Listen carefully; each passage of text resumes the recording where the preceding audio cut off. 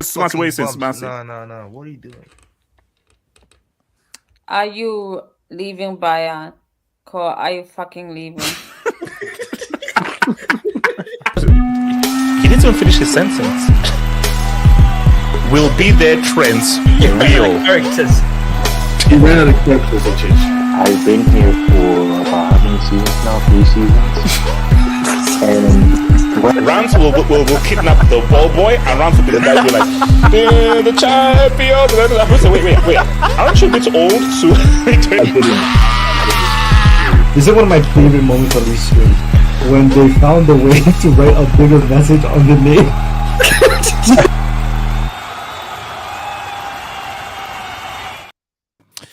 If you complain to the refs, they will fight back.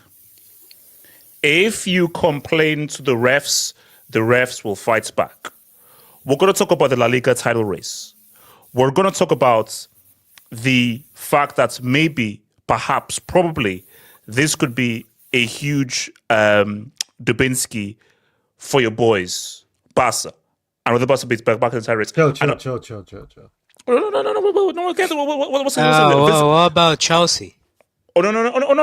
Okay, so we're talking about the title race, what this means for Barcelona, Real Madrid, Atletico, who was good, who was bad. Chelsea roast the other way first, please. No. SK is going very simple. If we have a striker, we win the league. That's what it is. That's what it is. That's what it is. No. There's no timeout. Order in the court. So thank you. So the what I'm going to discuss is one thing. I'm not discussing the game. I'm going to discuss how this was. I call this the Nico Harrison complex. Chelsea got screwed over by intentionally giving us a striker, because they knew that if we're given a striker, we'd win this league. Liverpool fans have even told me, they did me saying that, half of you're right. If you guys had a striker, you'd easily win the league. You'd easily win the league.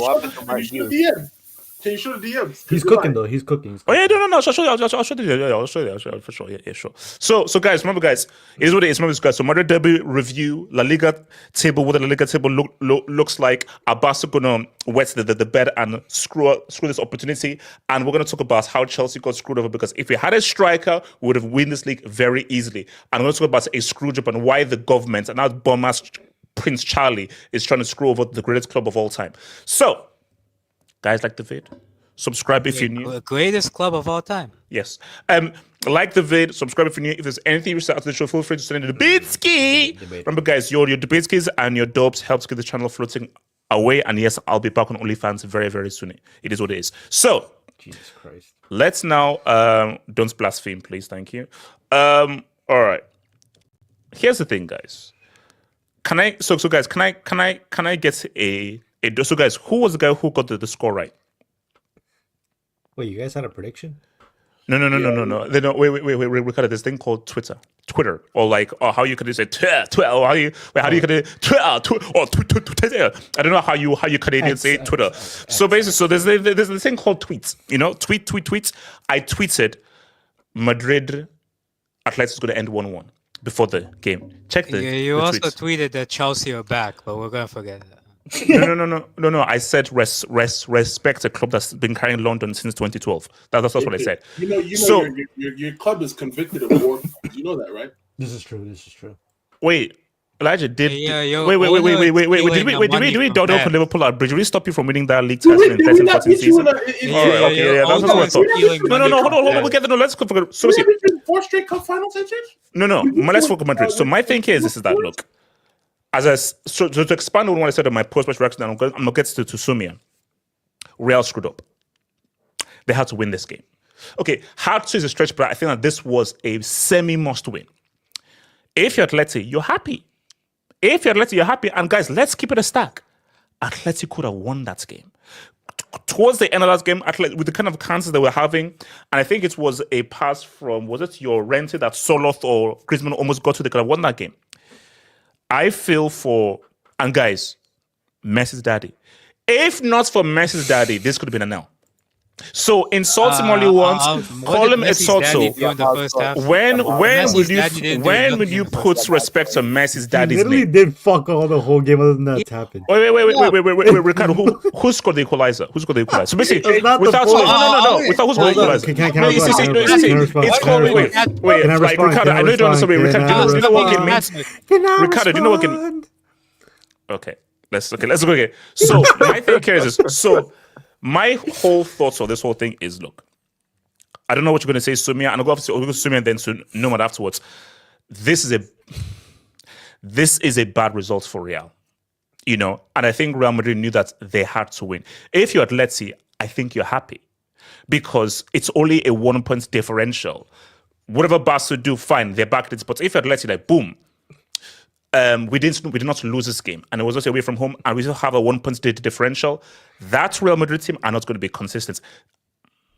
No Alaba, no Rudiger, no Militao. That's the defense with low Lucas Vazquez kicking people for fun. Those like there's a Lugo L coming very soon for those guys. Is Alaba still employed by Real Madrid, by the way? Wait, is he still being paid? Why I saw him on the camera. City tax. I saw him on Okay. the camera. Wait, hold up. Sumia. Let's not go there. Thoughts. Who do you blame the most for this? Who do you blame the most for this draw? And are you disappointed in these results or you're not disappointed in these results given the context of the league, which I will bring up very soon? I blame the board. So you blame Perez? I blame the whole of Real Madrid hierarchy. Not only they did not invest in the players in defense, that's one thing. In the middle of the season, why did you send out that letter? What was the reason of sending out that letter? So because of that, we got screwed. Because it was a known fact that the Spanish Federation, Tebas, and all the other La Liga teams, the referees unions were really angry and really pissed off with Real Madrid. And what happened? See, that was a soft penalty. And according to, if you go by the rule books, yes, that is a penalty. But most of the times we have seen that kind of penalty is not given. But after what Real Madrid did with all those letters to the federation complaining about this, that, and the Real Madrid TV showing every at the end of every game, they are showing that these are the mistakes of the referee. This was coming. And we could have seen it from a mile ahead. So that's what it is. If you look at the second half, when we actually... But Simon, you can't really blame the referee for this result, though, really. No, I'm not coming to the second thing. So if you look at the second half, when Real Madrid actually started playing well was when Bellingham was popping in the box, when he was attacking the box, which means that we are still dependent on Bellingham scoring those goals as a striker. Because if when the cross was sent in, it was Bellingham who was there and who tried to shoot at the goal, and the rebound then fell to Mbappe. Mbappe was not in that position, so Mbappe doesn't know how to play a striker, and the whole team balance has gone for a toss. Carlo doesn't know what he needs to do. Because it has gone out of his hands, he is not able to work out a formation because of Mbappe. Wait, so here's the thing. I think that Don Carlo needs to make a big decision. Maybe a controversial decision. What do you think the big decision you think he needs to make to find the right balance of this team? Drop Vinny. Ah! What? Yes. Yeah, that's a crazy take, not gonna lie. Yeah, crazy take, man. Now Vinny. I told you this, HH. This was bound to happen. Vini Yeah, was gonna they're, blow. look, By the way, Yeah, I'm they're hearing. dropping they're dropping the I'm seeing the Madrid fan turning. Yay! So wait, hold on. Never mind, the guy created the Even two with best all that chances in the Vinny second was doing in that second half, what is this? Yeah. What have you I'm done for seeing me the recently? Madrid What fan have you turn done on for him me quickly, man. Let me land. Wait, Let him hold on. cook, let him cook, let him Let's cook, let him Sumilan. cook. Sumilan, real quick, before you land, this is the same guy that was critical to 2 of your last UCLs, but continue. Sumia, just let you know, stand on 10 toes, brother. I'm here with you. Let me land. The reason why I'm saying drop Vinny, do you think Ancelotti can drop Mbappe? No, absolutely Can not. Ancelotti drop Mbappe?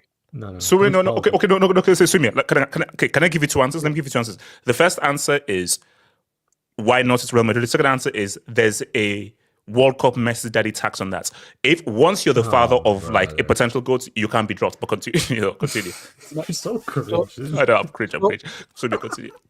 So the basic thing is Perez will not allow Mbappe to be dropped. So that's one thing. Okay. Can you give me a footballing reason why you feel that dropping Vinny will help the balance of this team? Because then we can play one more midfielder, and Valverde can play the right back. And we lacked the holding midfield player. I don't know how many of you remember the 2014 and 15 season when we sent Casemiro on loan to Porto. This was the same thing which is happening. We don't have a holding midfielder because our holding midfielder is not Camavinga. Camavinga is not a holding midfielder. Tchouaméni is supposed to be the holding midfielder, and he's playing in defense. So we don't have a holding midfielder, and the balance of the team, because Mbappe needs that left wing, and he needs to roam around from the left wing to the striker position, and that's what he has done in the matches when Vini has not played. And Rodrigo has been cooking on the left-hand side. Now, I know we can say that he can drop Rodrigo also instead of Vini, but Rodrigo is on form right now, and Mbappe, I know if I was Ancelotti and if I had the courage, I would drop Mbappe straight away because Vini. Wait, Sumi, you can't do that. Come on, Sumi, drop Mbappe. Sumia cook. Cook. Yeah, cook that tranny lover. So I understand he has scored those goals, but honestly speaking, HH, the team balance was last season the team balance was so good. Vini would have went ahead and scored the goals he wanted. With Bellingham playing as a striker, we had a focal point in the box or someone who was running in late. Then Rodrigo can see that Bellingham is making the run, so he can go ahead and put the ball in the box. Mbappe is not a natural striker, and he is struggling. Today, if you watch him, he was confused. He did not know where to play, how to run into the box. At one point in time, Lucas Vazquez crossed the ball, and there was absolutely no one in the box. Absolutely no one in the box. So, if I was Ancelotti, I would drop Mbappe and go back to the old system where we were playing good and we were winning the games. But this Mbappe is Perez boy, so we cannot drop Mbappe. It's either Vini or Rodrigo. Vini is on Rodrigo is on top form. What do people have against Jude Bellingham? Like, is this like a Barca thing, or is it just a normal football thing? If a player is tall, they don't. I'm not gonna be. It's not just it's a Barca. No, basically, thing. if you don't Front dictate pens are tempo as a midfielder, you just aren't good. Basically, that's just No. Let me land on to Bellingham. So since last season, when Remember, lastly, because we need to allow to come to know because we need to get everyone's chance to speak. Go for it. So since last season, when Bellingham started playing as a false number 9, he was not playing 10; he was playing false number 9. Bellingham's attitude towards playing in the midfield has changed. He wants to score goals, and the way we are setting up the team, he should be the focal point. So that now, because of Mbappe, Bellingham has to drop deep again and play as a midfield. We are not getting the numbers, and that's why people are calling him trash. Okay, so hold on. Some last thing that I want to go about. Do you still feel you can win the league? So 50 points, Atleti 49, Barca 45, but they play on Sunday. Do you still feel like if you can win this league, or are you now a bit worried? If they win, they win. If they don't win, I'm not bothered this season. I'm more focused. I was watching a movie while this match was on. I was watching a movie. I have never done those things in my life. So I was watching a movie because the first half was so boring that I did not want to watch even. In the second half, I watched for 10 minutes and I again went back to. So you're saying you're not bothered about the league? I am not bothered about the whole season. It's gone. Okay. No, talk to me. I do agree this is on the board because seeing. So basically, you're calling Perez a bomb. Lerez. So Laurentino Lerez, is that his new name? Bomb, loser, prick. I don't know because maybe Don Carlos told him that he's happy with the players he had because Carvajal and Militao were fit, right, in the summer. And Real Madrid never spend money in the winter because they only like to spend money when the season ends and before the new season begins for financial purposes. So they don't like to affect the books, as they say, in the middle of the season. So we knew Real Madrid were never going to buy any defenders in the winter. No, but just one thing. No, just one thing. We made a profit just out of the stadium of 307 million. We had the money, but it doesn't matter. It doesn't matter if we have a billion euros. For the purposes of accounting and financing, Real Madrid don't usually spend money in the winter unless it's a free agent, and it's a free agent who they can sign on a 5-year contract. What if it's an emergency? What if there's a footballing emergency? You still don't spend it in winter?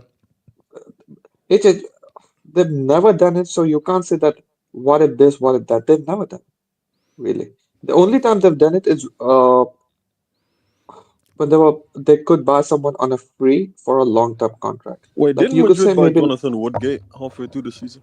Hey, Woodgate. Yeah, and that was what the single worst signing of all time. So yeah, no, it was time ago, wasn't it? KJ, you're going back to like the freaking Middle Ages, bro. What the heck? Woodgate. Exactly, and that was the worst season of all time. Worst signing of all time. I don't think you're born. You whether no born or the way washing blood off your skin, bro. Nomad. He dunked on Chelsea though in the cup final. I'll tell you who he bought was Julian Faubert of France in the year of 2007. So Nomad. So I know. So you get it. So you're bringing the board. Perez is a prick. Yeah, but the second thing is let me lie. But the second thing is ages. The biggest problem this season has been the biggest problem. And we even saw this especially against Lille in the league phase of the UCL. Like, if we had just scored one goal in that match, we would have finished in the top 5 of the UCL. That was the difference between us finishing at the top 5 and finishing in the playoffs. One goal. And that was a match in which Carvajal and Militao started the match, fully fit. And we lost it with a clean sheet, I think so. So just one goal. So it's not about the defense. Like, we had a good defense, but we were still having this problem. Now we have a bum defense. And actually, I didn't see many defensive lapses in this match. I didn't see many defensive lapses against Osasuna. Not Osasuna, who was it? Espanyol, sorry. Espanyol, last match.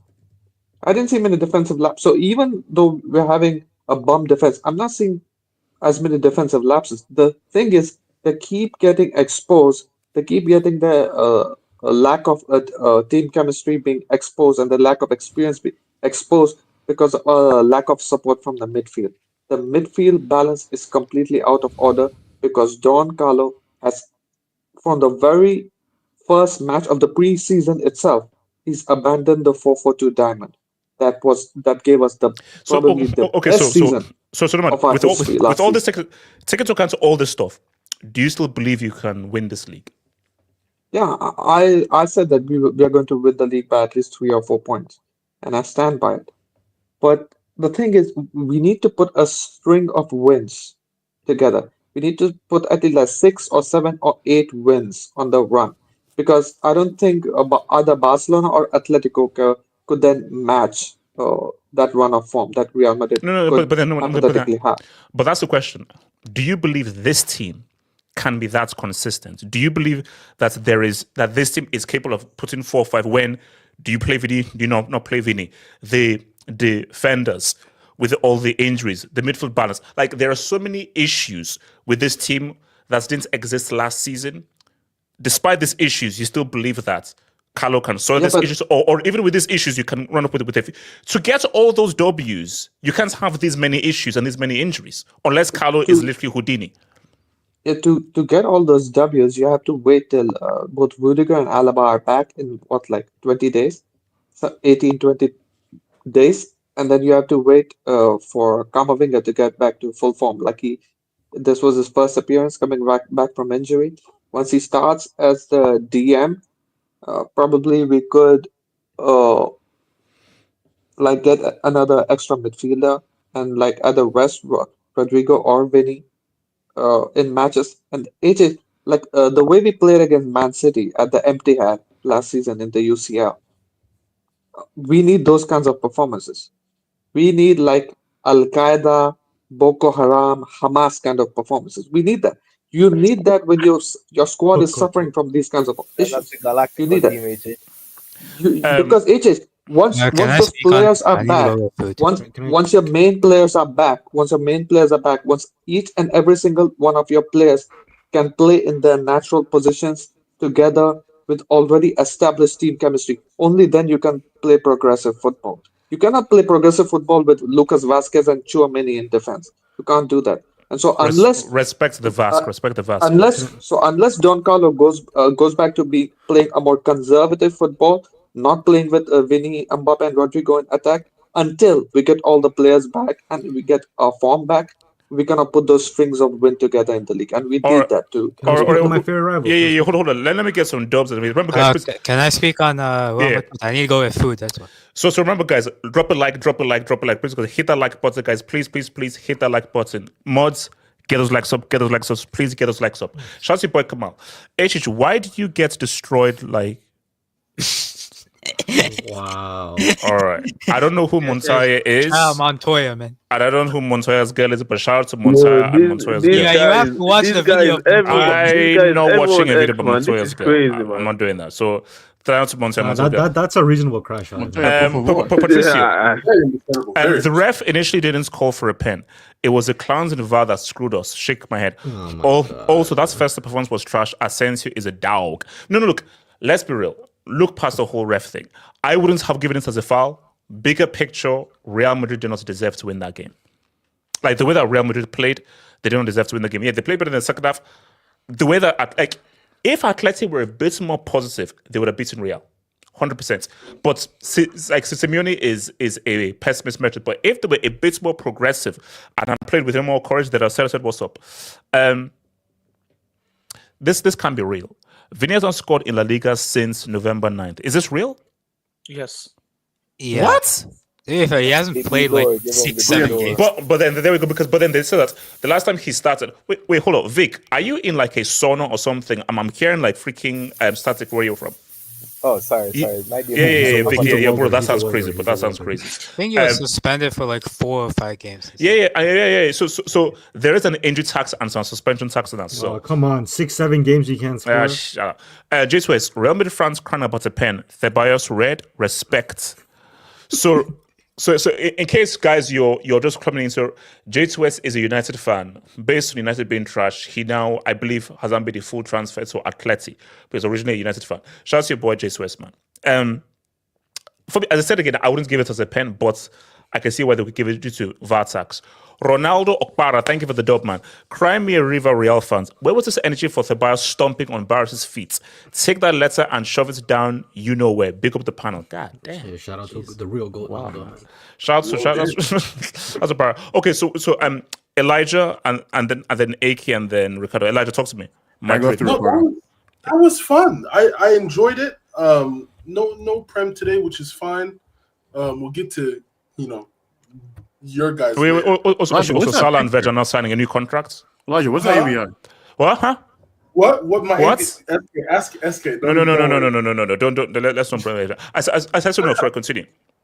No, that was a fun game. It was a fun game. So Salah and Van Dijk are leaving in the summer. Yeah. So fun game. What are you saying? You just lost to Brighton. But No. You said fun game. Continue. So it was a fun game. Yeah. I'm talking about the real game, the Madrid derby, not Chelsea. But no, like it was a fun game overall.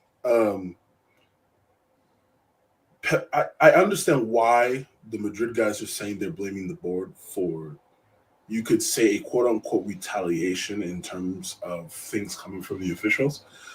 Perez said in that letter, I've read the letter, that was kind of ridiculous, dude. Like, there was no need for that, because now you make the target on your back even bigger. And that creates even more controversy, whether you think of it as a controversy or not. I just saw that these two really canceled each other out through the 90 minutes, honestly. I see that you were gassing Mbappe, let's be flipping serious. Without Messi's daddy, do Real Madrid draw that game? Rodrigo he's only got a stepped up. No. He didn't have a great game. No, he was fucking garbage. Don't say he didn't have a great game. He did not have a great game. Wait, Elijah, do you know the saying, cometh the hour, cometh the man? Fuck out of here, Shakespeare. Boy, you got lucky with the bounce, bro. What are you talking about? Thou shalt rise when thou needeth thy G. That was a nice finish. No, come on. Elijah, remember, there's that Shakespeare play. Thou shalt rise when thou needeth that G. It's not how you guys speak in England anymore. I don't even remember that. Okay. Why are you guys cooking the guy that is better than him and should have won the Ballon d'Or? If Mbappe doesn't score that the guy shot from Bellingham, No, come on. Just give Messi's daddy the credits for getting the equalizer. That's it. I don't say quality G from Messi's daddy. It wasn't quality G. It was a scuffed shot, and then the Madrid defender on the goal line, just stood there and seen it go in. He's like, oh wow, that's a scuff shot. That's all he did. Yes, Rodrigo must be respected. Yes, he had. Rodrigo was the best attacker. Rodrigo was the best attacker. In Legos. Elijah, do you talk about Salah like this when he scores? No. Okay. So Elijah, with regards to the league, what are we saying? How much does this affect the title race? In my opinion, it's wide open. It's wide open. Whether Barca wins or loses tomorrow or draws, I legitimately consider this a 3-horse race. How is Liverpool got 18 goals from where? Sorry, continue. First half tax. Okay, cool. I legit think it's coming down. Me personally, I have Madrid because I stuck with Nomad's prediction. It's going to come to that final 3 weeks of the season, and I think Madrid has to go to Barca. Is that correct? Yes, these are true. Yeah. And then Atletico needs to go to Barca, or no. They're hosting Barca have to go. Yeah. Okay, Barca goes to Atletico, and then Madrid goes to Barca. I think the title is decided by those two games. That's no. For me, I say no, because I don't believe these three teams are consistent. You see, back in the 2010s, I believe games between those guys would decide basically just how good those teams were. These teams will drop points to Tapas Bar and Logo. It's going to be a 3-horse race. It's going to be like that. Like the way how the table looks, it's going to be like that when they play each other. In my opinion, I still have Madrid winning it. It's going to be very tight. I'd say 2-3 points, but it's going to look like that when they play each other. They're still going to drop points. Yeah. Elijah, basically, you think you're cool because you beat Real Madrid, you dunked on Mbappe, now you think you're going to win the quadruple. No, Elijah, Elijah, stop being fake and everything. I can see through it because you're like, hey, bro, I saw that this is a 3 horsepower. Oh please, Elijah, you're arrogant. You're even more arrogant than me. And I thought I was arrogant. AK, can you talk over this guy, please? Thank you. Yeah. I mean, first of all, shout out to Chelsea. What's shout out to Matoma. What are you having for the meal? What's for dinner? I'm eating a burrito bowl. Thank you for asking. What's in the burrito bowl? It has I got a vegetarian one today. I actually got tofu. Today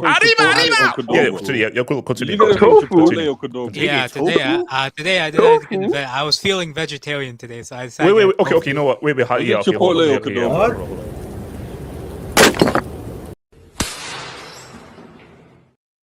Streets. This guy got a tofu vegan burrito. How much was the bowl? Not gonna lie, tofu burrito. Not gonna lie, if you're a vegetarian, you might as well wave a rainbow flag. Did you get that from? Bro, I just added it. Yo, that's crazy. Ricardo, next is a yellow. I'll let that challenge go. Ricardo, next is a yellow. Sorry, my bad, man. First minute of the game, man. Let me get. Nah, usually I get chicken, but today I just decided to get tofu. Okay, cool. Okay, guys. Okay, this is not a freaking food show. AK, talk to me. Madrid. Yeah, but AK, just hold on a second. AK, just hold on a second. Can you get this fucking desert cave dwelling inbred little piece of shit son of a bitch Shakir a timeout in the chat, please? Okay, all right. I think he's a fellow Moroccan. So yeah, tell him to go fuck off. He's disgracing Morocco. Tell him to go fuck off. Okay, all right. Okay. Yeah, can I speak on? Okay. Hey, reasonable crash out, man. Reasonable crash. Mods, Hamza, Adaj, this is your job. If somebody splash as well, if somebody is talking slick to anybody on the panel, warn them. If they keep doing it, time them out. Mods, sort out those streets. Nobody gets respected on the panel, please. Thank you. If anyone does, mods sort them out. Ironic. Yeah, take it off. Disrespected personally. Yeah, unless it's Ricardo, then it's fine. On Atletico Madrid versus Real Madrid. I mean, there's a few things I do disagree with you with. I think the same way Atletico could have won that game, I think Real Madrid could have also won that game. I think you say that Atletico could have scored off the counter, but Jude Bellingham had one out just off the crossbar, yeah. So they could have Real Madrid. I thought could have scored. I think 1 or 2 in that second half as well. But then remember, Atleti finished stronger though. I think it was a 1-1 fair result. I thought the penalty. It was a penalty personally. I think, bro, at that point, like if you stamp on somebody's foot, you're asking for trouble. Personally, so I think that was clumsy from Tchouaméni. I thought overall, in the first half, Real Madrid as a whole were poor, especially that attack, man. I don't know what they were doing, all clunked up in the center. Vinicius was in the center. Mbappe was in the center. Rodrigo was wide right, and they were playing through Rodrigo on the right for some reason, even though that's not his best position. So I didn't really understand what they were trying in that first half. Second half, I thought they played really well. I thought Vinicius was creating a bunch of chances. He created that chance for Bellingham off the crossbar, even that chance for Rodrigo as well. So I thought that Mbappe had his tap-in, scored his tap-in, but did fuck all the rest of the game. Tap-in? Yeah, it was a tap-in. Tap-in? It was a tap-in, scuffed shot, whatever you want to call it. It was a bubble. Like I remember when Money made talk about Salah and bubbles. No. Okay. No. AK, what we're not going to do is compare a domestic match to a World Cup GOAT. We're not doing that.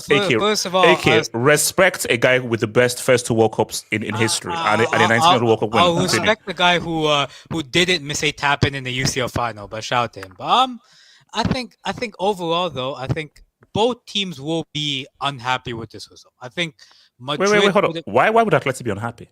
Bro, because they had a chance to beat them today, and it's a big game, bro. Atleti haven't beaten Madrid this year. It's been a draw both times.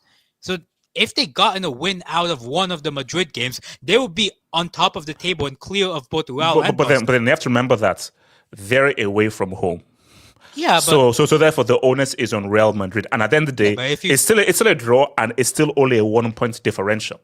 It is, but if Atleti won today, it would have been a 2-point. They haven't beaten Madrid at the Bernabeu since 2016. Yeah. That is true. And I also That's think, too. like, So you know, I do think like Atleti, they could have gotten something more out of the game, but I think we're back to where we started personally. Unless, and then if Barca, I think the only team that will be happy about this result is Barcelona because they can get within 2 points of Real and 1 point of Atleti tomorrow if they win. So overall, though, I think it was a great game. Chances on both ends. Yeah. I thought, bro, is Simeone? Okay, what's from the mic? Bro, I have a question. Is Simeone's son, is that nepotism? Bro, that guy's Nah, garbage. he's That good. guy's- He's good. Bro, No. that guy was ass. No. He's not great, but he's decent. He's good. He's decent. Bro, he was ass today, bro. I can't even- Like, Yeah, look, he was a good if player. you compare it to like, is it Barrios or some of the other guys? He's not that far off like a Correa, a Barrios, or bro. Barrios is good. Put it this way. I don't think Llorente is better than Mini Simeone. No, Llorente, that guy he is man. average. He's Yeah. been Llorente is Spanish PNP, man.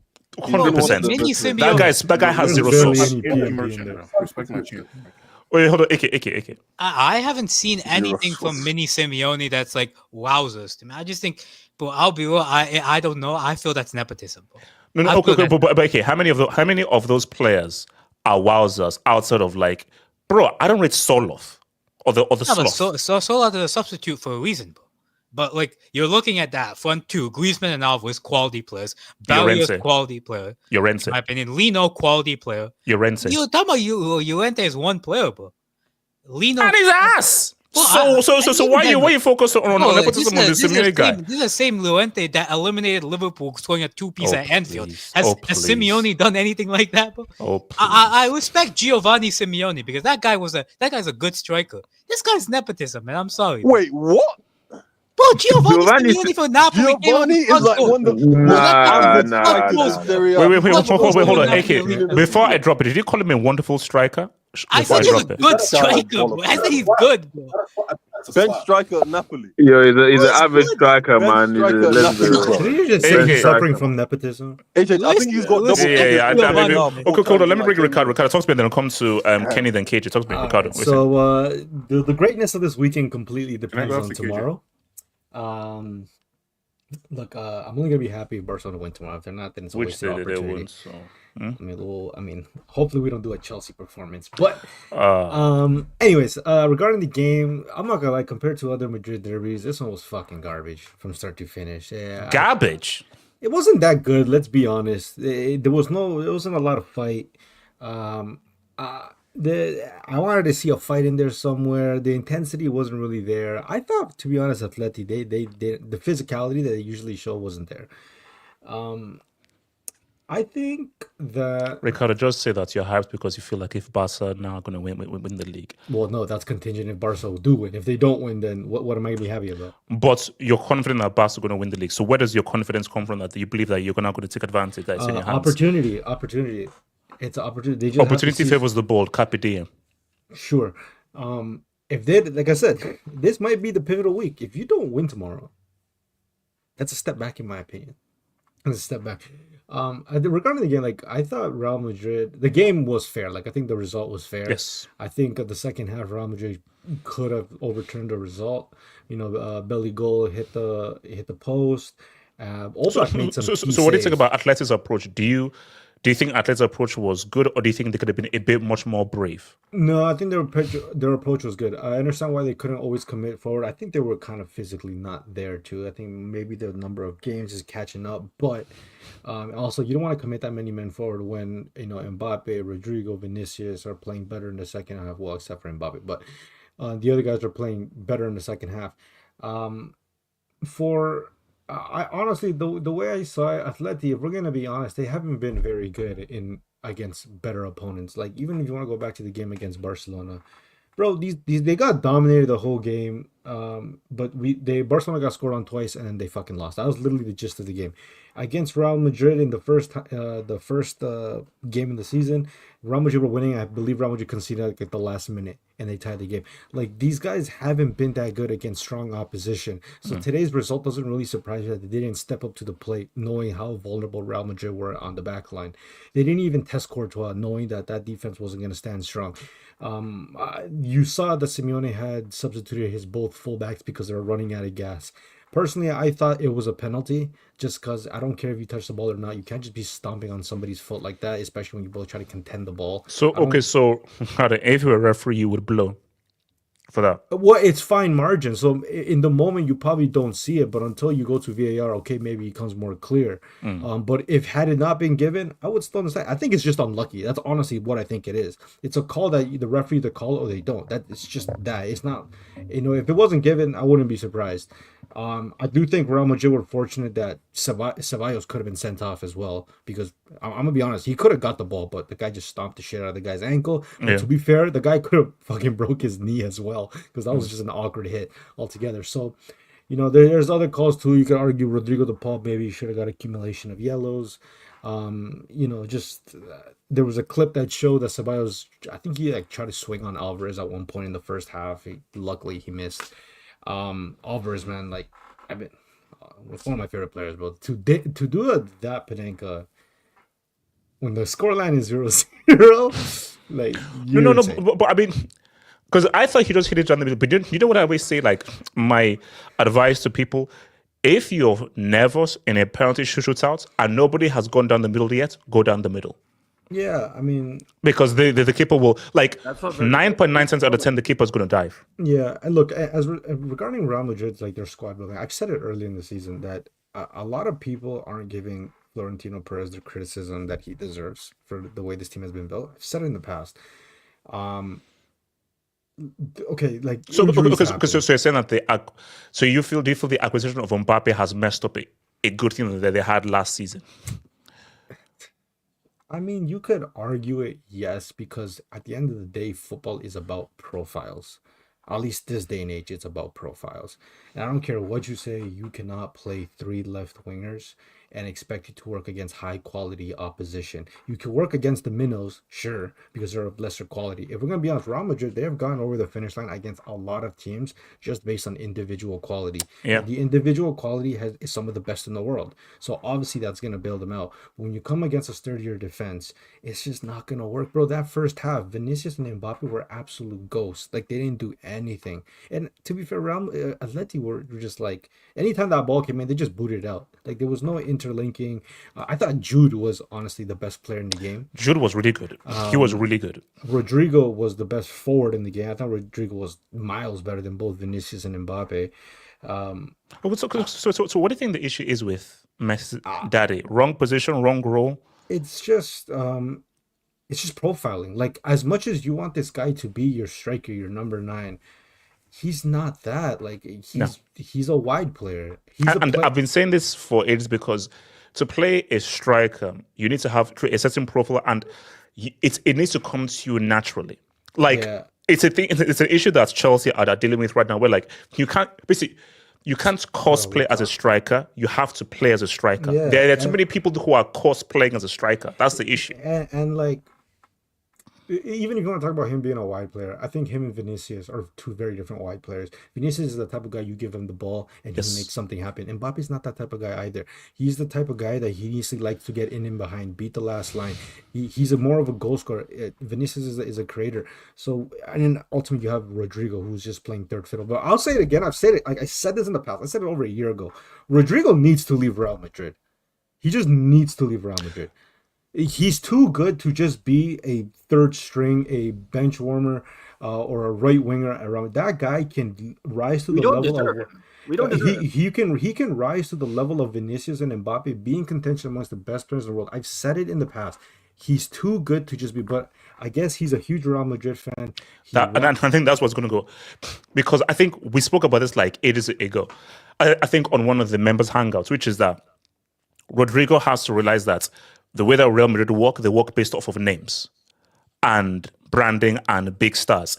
So he will never be a bona fide starter as long as Perez is there and there's always that big name that's there to come to Rodrigo. If you want to be truly appreciated for the player you are, you have to go to a team where you're an option A. And there are several teams where Rodrigo can be a great option A. I'll be honest, any team in the world right now, He can go to any team and be their starting left winger, and he can be the face of their team. I think, I personally, I don't know. Maybe I'm just on the island by myself. I think that's his potential. I think he can be that. He can be the face. He can be in that conversation with Vinicius, with Mbappe's, as the best left wingers in the world. But he wants to be a team player that mainly comes off the bench, and he wants to play for Real Madrid. Yeah, he wants to be a Real Madrid. If that's his ambition, okay, cool. It's your career choice. But at the end of the day, I think he has the potential to go down in history as the best of his generation. Whether or not he tries to fulfill that is a different question. Hold on. So you're saying that if Rodrigo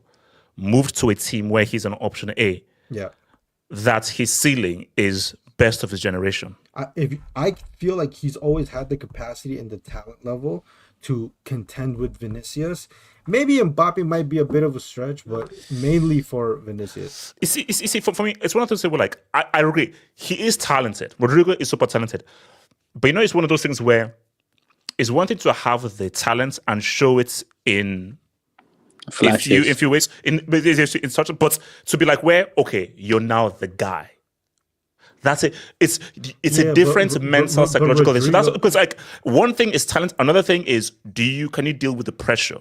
Can you deal with the expectation where you are the guy? But he's shown it. He's he is not that guy in the league. No. Wait, hold on.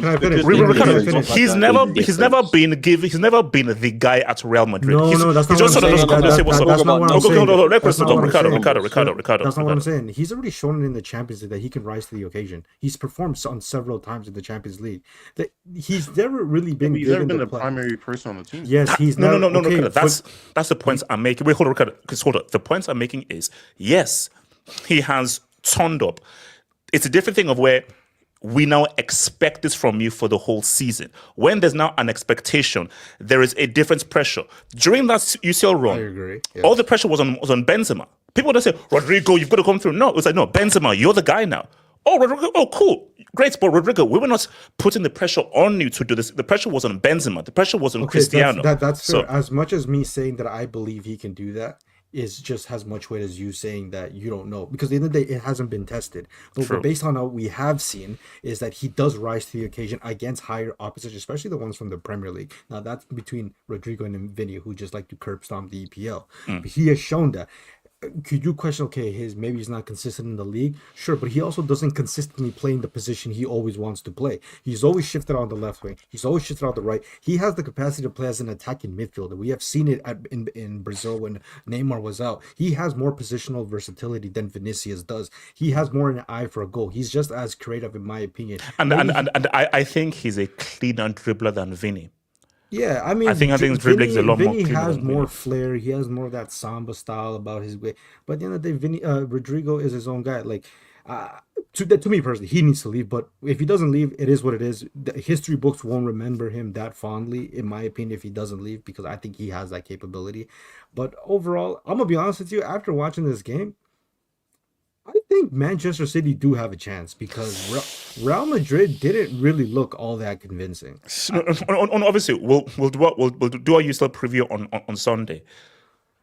My house, so much stuff has changed, because it went from, oh my gosh, this guy's going to be destroyed, and I'm looking at these last two games and I'm like, this Real Madrid, and especially with those defensive injuries, I'm like, because that's why I said that if Atleti were braver, they could have hurt Real Madrid. Like, if this Real Madrid team, if, let's say, just for argument's sake, next Sunday was the El Clasico, bro, you know that it could be like a 9-piece or an 8-piece. You know what I would say is that the only way I could see Man City doing damage to Real Madrid is if they take a more defensive approach. If they're gonna plan on dominating the game of possession, which most likely they will try, I think Real Madrid will eat them alive. The team that sits back and hits them on a counter is the team that's going to win. Oh, okay. So hold on. Let me get to those, and then I'll come to Kenny and then KJ. So shout out to J2S. Mbappe, por favor, HH when he sees his pook. Okay, guys, let's look. Here's the thing. Is it a crime that I rep a World Cup gold? No. It's a crime that you call is it a crime that I rep a 19-year-old World Cup winner? He's 25 now. Stop calling him 19. You know, so like He's 26. Wait, so hold on. man. Is it a crime that I tried really hard but I couldn't find the UCL You know, Dick trophy Riley at for the 7 Emirates years Stadium? ago. It's a crime that you're Right. not objective. That's your crime. You're not objective. I'm the most objective analyst in the world, bro. I'm super objective. man. Basically, Okay, I have zero preferences. That's my issue. I have zero preferences. I love Cristiano. I love Messi. I hate Werner. I want him hanged, but you know, it's what it is. You really hate both of them, but Shout to about Serbillion. Thank you for the dope Serbillion. Man like Julian Alvarez Panenka on his first Madrid derby, brother.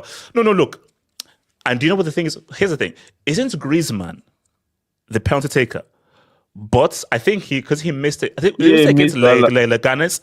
Yeah, he missed it. Guys, a side chick will always be a side chick. Will always be a side chick. you Oh respect my most God. Madrid He players still hasn't in won La there. Liga. Nonsense. What? Yes, right. Do you know that? Do you know Griezmann is going to retire, never winning the league? And you clowns said, "Oh, Griezmann can't Mbappe World Cup." A guy who can't win a league title. Didn't you say Atletico were about to win the league this year? Wait, so how is he going to retire without a league? Who's a bigger side chick in Real Didn't you say Madrid? Is it Atletico would Vinicius win the or league this Mbappe? Ricardo speaking. Ricardo, what are you saying, Ricardo? Who's a side chick in this Real Madrid team? Is it Vinny or is it Mbappe? I think the Danny real Ceballos. is, Vinny's the better player. He's the guy that should have won the Ballon d'Or. He's the hype. Shout out to Chronicle One. Big up the panel. Went to the Brighton game today. Any chance to talk on the? No. Basically, like if there's space, I will show you. I'll show you when this is. Just that the space is filled up, man. Go on his Twitter. There should be a link there. Yes. Basically, if go on to my Twitter, the link is there. When there's space, you can come with the space. You don't need a membership for this channel. No. If you hear some people's takes, you don't need a membership for this channel. So, man, you're not hating. Is that what it is? You're not coming. No. I'm just saying because I would not pay to listen to some of your takes. I'm just saying. I'm just being honest. Wait. So insulting the that's wow. Well, man, that was pure hate. Wait, see. So is this because I couldn't find the USO trophy? You're not trying to hit on the No, it's because you are the same guy in 2021 who said, "I want to bring the Us and the Ra to the bridge." Raheem Sterling and Dembele. Respect Dembele. Respect Dembele. Wait, hold on. Isn't the Us bully? Isn't the Us cooking? So actually, my thing has actually come true. And don't let PSG beat Liverpool or Barca in the quarter. Don't let that happen. Do not let that happen. If Ousmane Dembele leads PSG to a UCL title, what are we saying about Mbappe's legacy? Okay, let's keep going. Talent FC. Crap La Liga scheme with a fake pen and a tap in #Zad. This talent, this guy just a wrong. You had summed up the game. Talent FC. Thank you, Rodri, for saving football. Guys on here would have given the Brazilian Ashley Young a Ballon d'Or. #Dark Day 2025. Anthony 1 goal, Vinny 0 goals in La Liga's Bro, if Anthony balls in La Liga, I have to be very happy. Is it balling? Is it really balling? Two men in the Yeah, back-to-back man of the match. Nah, that's a Man U tax. Yeah, Talent FC. Rodrigo is Alexis level talent. Stop overgassing. No, but don't do that. Alexis was a great talent. No. Rodrigo is a quality player. Premier League. Yeah, quality player. Isn't this the same guy who sucks on Phil Foden's toes? Okay. Shut the fuck up. All right, thank you. Brown, Rodrigo's problem is that he isn't arrogant. Didn't Phil Foden give birth to a first Now, child? Loki's a little bit arrogant. I'm not gonna lie. No. I think no. Rodrigo's problem is he loves Real Madrid in a way that Real doesn't love him back. Wow. Wait, are you calling him? He starts every game. No, basically, yeah. Basically, do you know that one girl who you're so in love with and she only sees you as a friend? You want her as your side piece. Is this coming from personal experience, AJ? Okay, no. So basically, so my thing is that for Rodrigo, he views Real Madrid like I love Real Madrid as a thing, and Real are like we only see as a side chick. So basically, Real are friend zoning Rodrigo. Rodrigo wants to wife Real Madrid. So it's a one-way street. That's his issue. It's a one-way street for Rodrigo. Make sure that the love is two-way, not one-way. Okay. I'm telling you, man, Vinny must be benched for Rodrigo, and Brahim or Arda should start on the right. We need Vinny on the bench. This Vinny hit is crazy, bro. Man, respect the black man. Wait, hold on. QC it. Ricardo, what do you say? I said respect the black man. Yeah, he's white, bro. Okay. QCH. I'm pro-black. As a fellow Nigerian, I'm pro-black. Jao Okay, so Rodrigo is a Caucasian. Wait, hold on, let me read it. So QCH, Jao Filish, por favor, perfect fit for the show. Jao Filish.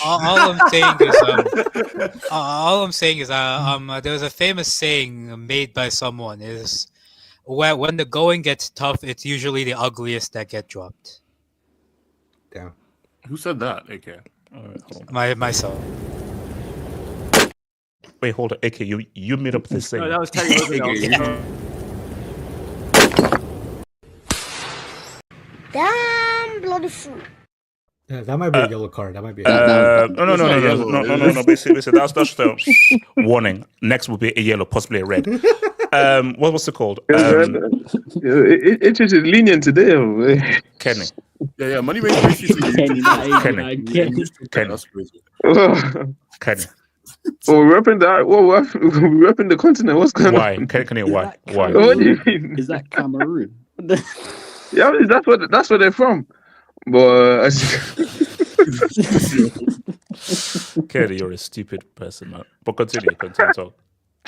But yeah, on the game today, that first half was around football.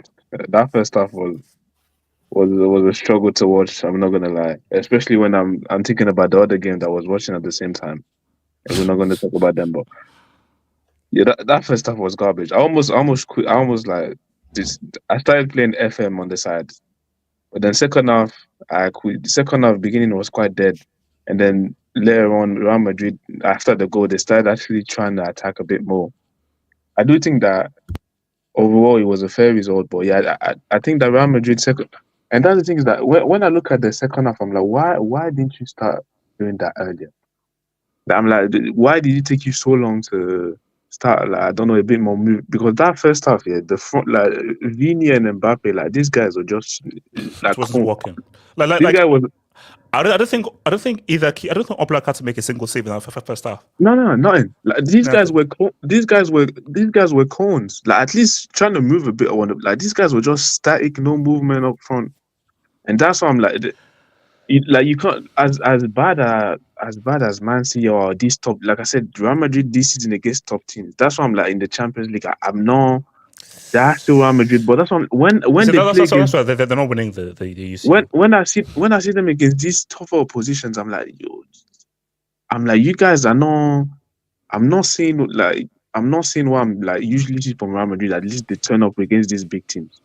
Obviously, we're going to give them benefit of the doubt because it is Real Madrid at the end of the day. But yeah, they still come up with the equalizer. Yeah, I agree. Like Mbappe was non-existent, but he got his goal.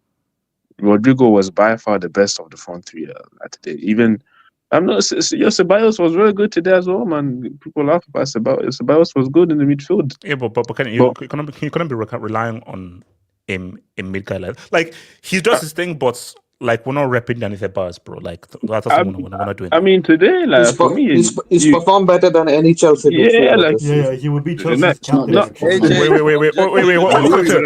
Lie to me and tell me that the boss is the same consider as Jermaine. He is. No. He's better than Let's show.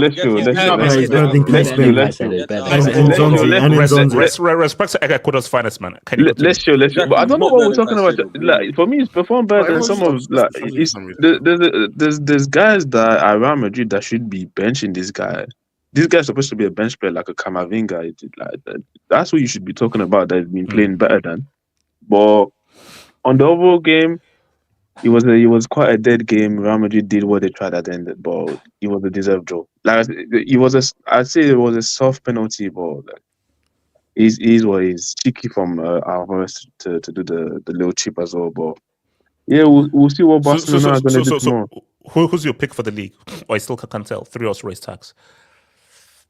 I can't check my pick because I said Atleti before a ball was kicked, but the way this is going, it could be anyone's. I said Real Madrid. I'm still going to stick by it.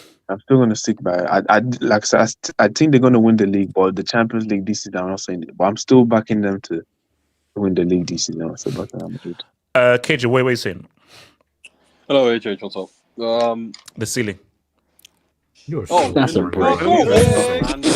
Nah, that's a break. That's a This break. guy came with a kindergarten. No. That's a break. That's a break. No. He said, "What's up?" Don't justify. Don't justify. No. What's up? AJ, The don't ceiling explain. is Don't up. explain. You're making it The worse. sky. You can tell HH was never You're making punched it in worse. the mouth as a kid. Yeah, you're making it worse. You're making it worse, man. I know you used to get bullied in primary school. Those are jokes that dads make. I know you used to get bullied in primary school, HH. Anyways, I think Atletico owned the first half, Madrid owned the second half. One thing about Atletico was on the transition, they murdered Madrid, especially in that first half. Madrid, the midfield structure and sort of organization is non-existent, as someone said previously. I think standouts for HH before this game, I think the commentator said something like head-to-head. It's 9 wins for Simeone, 9 wins for Ancelotti, 7 draws. And 7 draws, yeah. So yeah, now it's 8 draws, 9 wins apiece. So when they've tended to play in the last 5, 6 years, it's been pretty even, hasn't it? But that stat, Atletico haven't won it Bernabeu in 9 years or something. Makes sense, to be honest. I'd say Atletico's forward line, they'll probably be a bit disappointed. I'd say the thing is, this was the game to go at Madrid, right? Fran Garcia was a backup fullback, Lucas Vasquez, Asensio, and who's the other one? Tchouaméni. But they were pretty good today, especially Asensio. I was kind of impressed by him. Oh, no. Asensio, he was really good. But my thing though is, Atleti didn't test that defense. This is a defense that is missing several starters, and they didn't. But let's be real.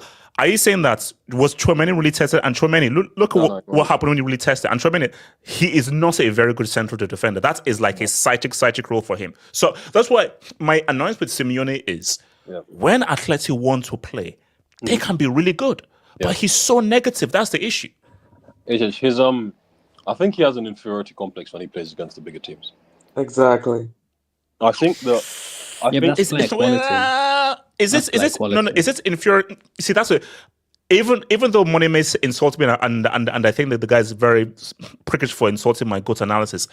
Money is right there. I don't think it's inferiority. It's player quality, bro. They had 1v1 and just break it. But basically, my thing is that he's not found the right balance. You can't go toe to toe because you don't have the quality of players. But my God in heaven, you don't have to put every man, woman, and child in your box. Because when you saw Athletic counter, they were really dangerous. But every time a guy had the ball, he looks up. Can I have some support? There's literally no red shirts in front of anybody that has the ball on the halfway line. Because even Lille and Milan were able to do something on the counter against Real. Madrid aren't unbeatable. I'd argue Milan. It's just his approach. No. But KJ, my thing though is that a defense line that has Lucas Vasquez and Choo, you should be able to actually test that other defensive. Can somebody clip that? Can someone not KJ? 1 hour 20. I agree that his I think HH, like I said, the first half they were better. They had more possession. They were killing Madrid on the transition. I think his attackers just really didn't show up from top to bottom today. Alvarez scored the goal, but outside of that, he wasn't great. Griezmann, his passing was really good in the first half, but they barely had the ball in the second half, so he disappeared. But the goal carried by Mbappe, yeah. What's it called? Simeone, his Giuliano's been pretty good this season, but I think today was a game where he just had an off day. And to be honest, he's made quite a bit of impact as a sub, so it's maybe starting was just he's not there yet. I would say who was on the other side? Lino. I mean, he cut in a few times. He had a few good shots, but again, he wasn't consistent. Like I said, they completely changed their approach in the second half, and that's why Madrid got so much. That's why Madrid got so much sort of success in the second half. I say Bellingham was very good, but let's be honest. Mbappe's goal, Bellingham scuffed the shot. If Mbappe isn't there to pick that up, we're cooking Bellingham right now for scuffing that shot. Right? Speak on it. Okay, light skin tax won't save you. Light skin tax won't save you, bro. Okay, light skin ain't going to get you out of this, bro. I'm not going to lie, after you were hating on Steph Curry, Drake, and who was the other third light skin guy he was hating on yesterday? Was it Tatum? If that's Tatum. Tatum. Yes, Tatum. I'm surprised you don't hate No, the Tatum one is justified. Actually, I'll tell you why I don't, but you don't want to know. Mbappe as well. He's just a chill guy trying to raise his kid and win a championship, bro. Leave Tatum alone. All right, whatever. KJ. What's it called? He bagged LMI, man. Respect. What's it called? I'd say Mbappe. He's not as bad as everyone's saying he was. Let's relax here. I'd say the thing about Madrid's dropping Vinny, I think that would be a mistake. I think the thing. Okay, if you don't drop, okay, what needs to happen? You can't. Rodrigo is pulling his weight. So who do you drop? I think you just wait for everyone else to come back, but you also ask Bellingham to drop back a bit more. I think that what happened with Bellingham, particularly in the first half of last season, is confusing people. In the sense that, yes, he was very good goal scoring in the first half of the season, but he did drop off quite a bit towards the end of the season, right? You have the option to bring in Mbappe, right? Mbappe is the superior attacking player. No matter what we want to say when it comes to Mbappe and Bellingham. Mbappe is the superior attacking player. That doesn't change in 4 or 5 months. Right? And also for people cooking Messi's daddy, you put Messi's daddy on that left. You know how he can cook. So you can't judge Messi's daddy when he's been out of position. It's like he still hasn't scored against a top. He scored against. No, Ricardo. He was 19 in 2018 in our final. Was 19? I'm not talking about that. No, 19. He was a teenager. This is the first game he scored against a team in the top 8. By the way, KJ, talk over him. I'll say this about Mbappe. I think the concept that he's rubbish as a striker, I don't think is true. I think it's taken some adapting, right? Last season at PSG, I know it's not the same thing, but he did play, I think, almost half his games at PSG as a centre forward. So he can do that role. The thing is, he's improved his overall game. The thing we're criticizing is KJ. Very different. No. The first thing we're criticizing KJ, as the president of Mbappe FC, he'll never work as a striker. Never work as a striker. I'm a member of Mbappe FC too, but I'm saying his overall game, I think what we're criticizing at the start of the season isn't what we're criticizing anymore. His first touch, his ability to control the ball, his passing, his dribbling, his overall play, right?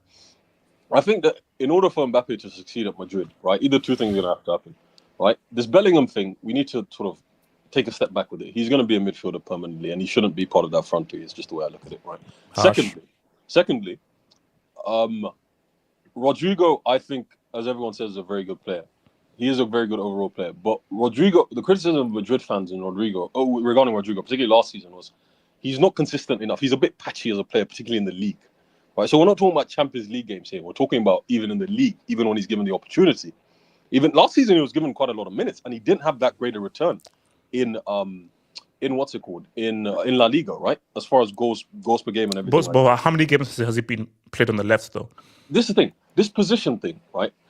I don't think that every footballer plays whichever position they want, whenever they want. But Rodrigo is a player who, if you're good enough in a certain position, people will keep playing you there.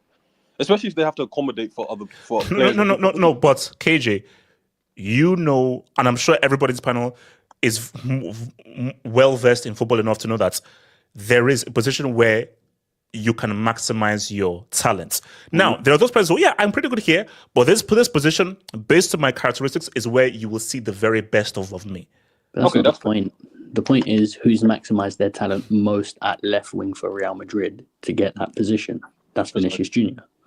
Exactly. So I don't think that. And then we now have Madrid fans saying that Vinny should be dropped, and he's now set the balance of the team. Don't listen to Madrid fans. Don't listen to Madrid fans. They're so fickle. They change their mind every day. You can do it, but KJ, continue, KJ. The second thing is, what my miss is saying is true. They are very fickle. He 8 more goals and he has his best ever return for last season. In a season where he has again been injury hit, a season where he's been suspended and he's had to deal with other stuff, right? Vinny, in the league, you can say, like I said, will possibly get his best goal return, right? In the Champions League, you always count on him to turn up, so I think he will turn up there. Will Madrid win it? No, I don't think so. La Liga, now you asked if Madrid can win the league. I think they will win the league personally. I don't think that Atletico have enough. So you think Real will win the league? I do think in the end, Madrid will win the league. I think that Barca, after they win 8 games, a team that wins once in 8 games is not going to win the league. And also, I know you say that though, but fine, it was a horrible thing. But if they win on Sunday, they're 2 points behind Real Madrid. The thing is, so basically, maths is maths. Like it's true. Like, but yes, they went on a horrible bad run, and if they didn't go on that bad run, this would be over. But the fact is, shout out to Miss Smallwood. If they win on Sunday, that's 2 points. I don't question them against the big teams. I don't question the point difference. I don't question them against the big teams. I question them against the smaller teams. And I question their squad depth when 1 or 2 players are off form. They're going to draw this game or they're going to lose that game. I think that Madrid. The fact is, these centre backs are coming back at a sort of opportune time for Madrid. Now, whether they're the same players they were before, especially Alaba, is something that's up for discussion. But even with so many injuries today and a makeshift defense, Madrid still held Atletico to 1 penalty goal. Now that's quite exceptional. If you think about it, in reality, that shouldn't be happening. Atletico, like I said, they have this inferiority complex. I think it is an inferiority complex when it comes to Simeone. I think that he'll play a certain way against everyone else, but when he comes up against Madrid or Barca, it's not like a small adjustment here and there. It's like a totally drastic adjustment that he asks his players to do.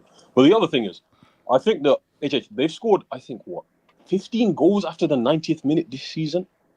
They rely heavily on beating teams when everyone else is tired, when the opposition is tired, and their substitutes scoring at a ridiculous rate. I'm sensing a lot of athletic hate from you. I'm sensing a lot of athletic hate from you. This is the thing. If I had, I'll be honest with you. If I had one team that I probably root for in Spain, it's probably Atletico, just based on what Simeone has built, and particularly historically, I've hated the criticism of him in terms of his playing style, because people incorrectly think that winning you should only win one way in football. That's why they've historically criticized Simeone. And a lot of people can't acknowledge that he's drastically changed his style from what it was in the last few years. But that comes with growing pains, right? So I don't think that they have this. I think top to bottom they have the best squad in the league. But I think the style of play is still one where they're adjusting. It's probably a season too early. I think they'll probably get it next season. Well, let me get some Dubinsky's, man. So shout out to Tommy. Rodrigo is Montoya and Madrid is Who the hell is Montoya? I've not seen the fucking. What is this Montoya? You didn't see the clip. You didn't see it. No, It's so funny. It's basically from Spanish Temptation. I thought you saw it. You've seen it. You've definitely. I've not seen it. Dude, go watch it tonight. That stuff is explosive moments, contestants. Watch his girlfriend cheat on him. Dude, this girl was getting her cheeks clapped. They're cheating, and then what happened there? On national television. Yeah, this is not cheating right there. This is not cheating. Wait. Are you sure it wasn't scripted? Are you sure this wasn't scripted? No. Are you saying girls are getting their claps cheeked? She belongs to the street of she belongs to the Spanish street. So basically, is she the Spanish Bianca Sensor? Is that her name? Bianca All you Sensor? need to know is that it's treacherous in the dunya, bro. That's all you need to know. Okay. Cheated first. Talents FC. Reminder: Cole Palmas, second season trophyless with Chelsea. Fire emoji. You can't call him Cole Palmas when the guy scored a goal in the Euro final and the guy is at least has the highest eye test. He has the highest eye test in the Premier League. So highest eye. Money Mace, stop laughing because I'm gonna cook your Bombers Club in the Chelsea section. Don't worry, bro. Talents FC. Cold Palmer without snow. # pre-com. # soft. # Drogba. # pills. Thank you for that. Thank you for that. You silly man. Shout out to your boy Argon. I have no idea. He supports England. Yeah. He supports England, but is Canadian, using Canadian dollars. Makes sense. Didn't Mbappe miss a penalty versus Bilbao and Liverpool? Yes, Bellingham took the next penalty because of that. I don't see a problem with Griezmann letting Alvarez take the penalty. But here's the only issue. Griezmann has shown himself to be a side chick. Oh my god! So the difference here is that by Mbappe doing that, we give him grace based on what he did in a World Cup. Like basically, what Mbappe did in Qatar, he's given a grace period. Decade-long grace period. Griezmann, there's no grace period because you're a side chick. Basically, you are literally the French Bianca Sensor. That's Kanye's thing. That same Griezmann took France to a Euro final. That same Griezmann that they lost. Wait, Mbappe had 3 goals, but he lost, right? Mbappe had 3 goals, but he lost, right? No. Mbappe didn't lose. France lost. What? Mbappe didn't lose. France lost. Those are two very different things. He was 2 penalties from a Messi still hasn't beaten Mbappe. I'll say over 90 minutes. Mbappe did what he did. Why you're bringing Mbappe into the equation? Wait, hold on. Let me shout to Samuel. I should speak on London Blues going trophyless. So we're gonna get there. So has everyone spoken on Osasuna? And then it comes to AK. Osasuna. The season ended. No, I think that this was a very. I mean, I'll talk first thing on the penalty because that was always a talking point. Mhm. I'm not. I mean, ultimately, if it is a contentious decision, the initial decision wasn't given, and the VAR shouldn't be intervening if it isn't a clear novice mistake. That's the thing. And the fact that they did is because of this stupid letter thing that's going on and the PR nonsense is going. Like they only did that because of the nonsense that's happening. Like, oh, they're not gonna look into that twice if this nonsense isn't happening. So we fucked ourselves, right? And Ouch. what the fuck, bro? Anyway,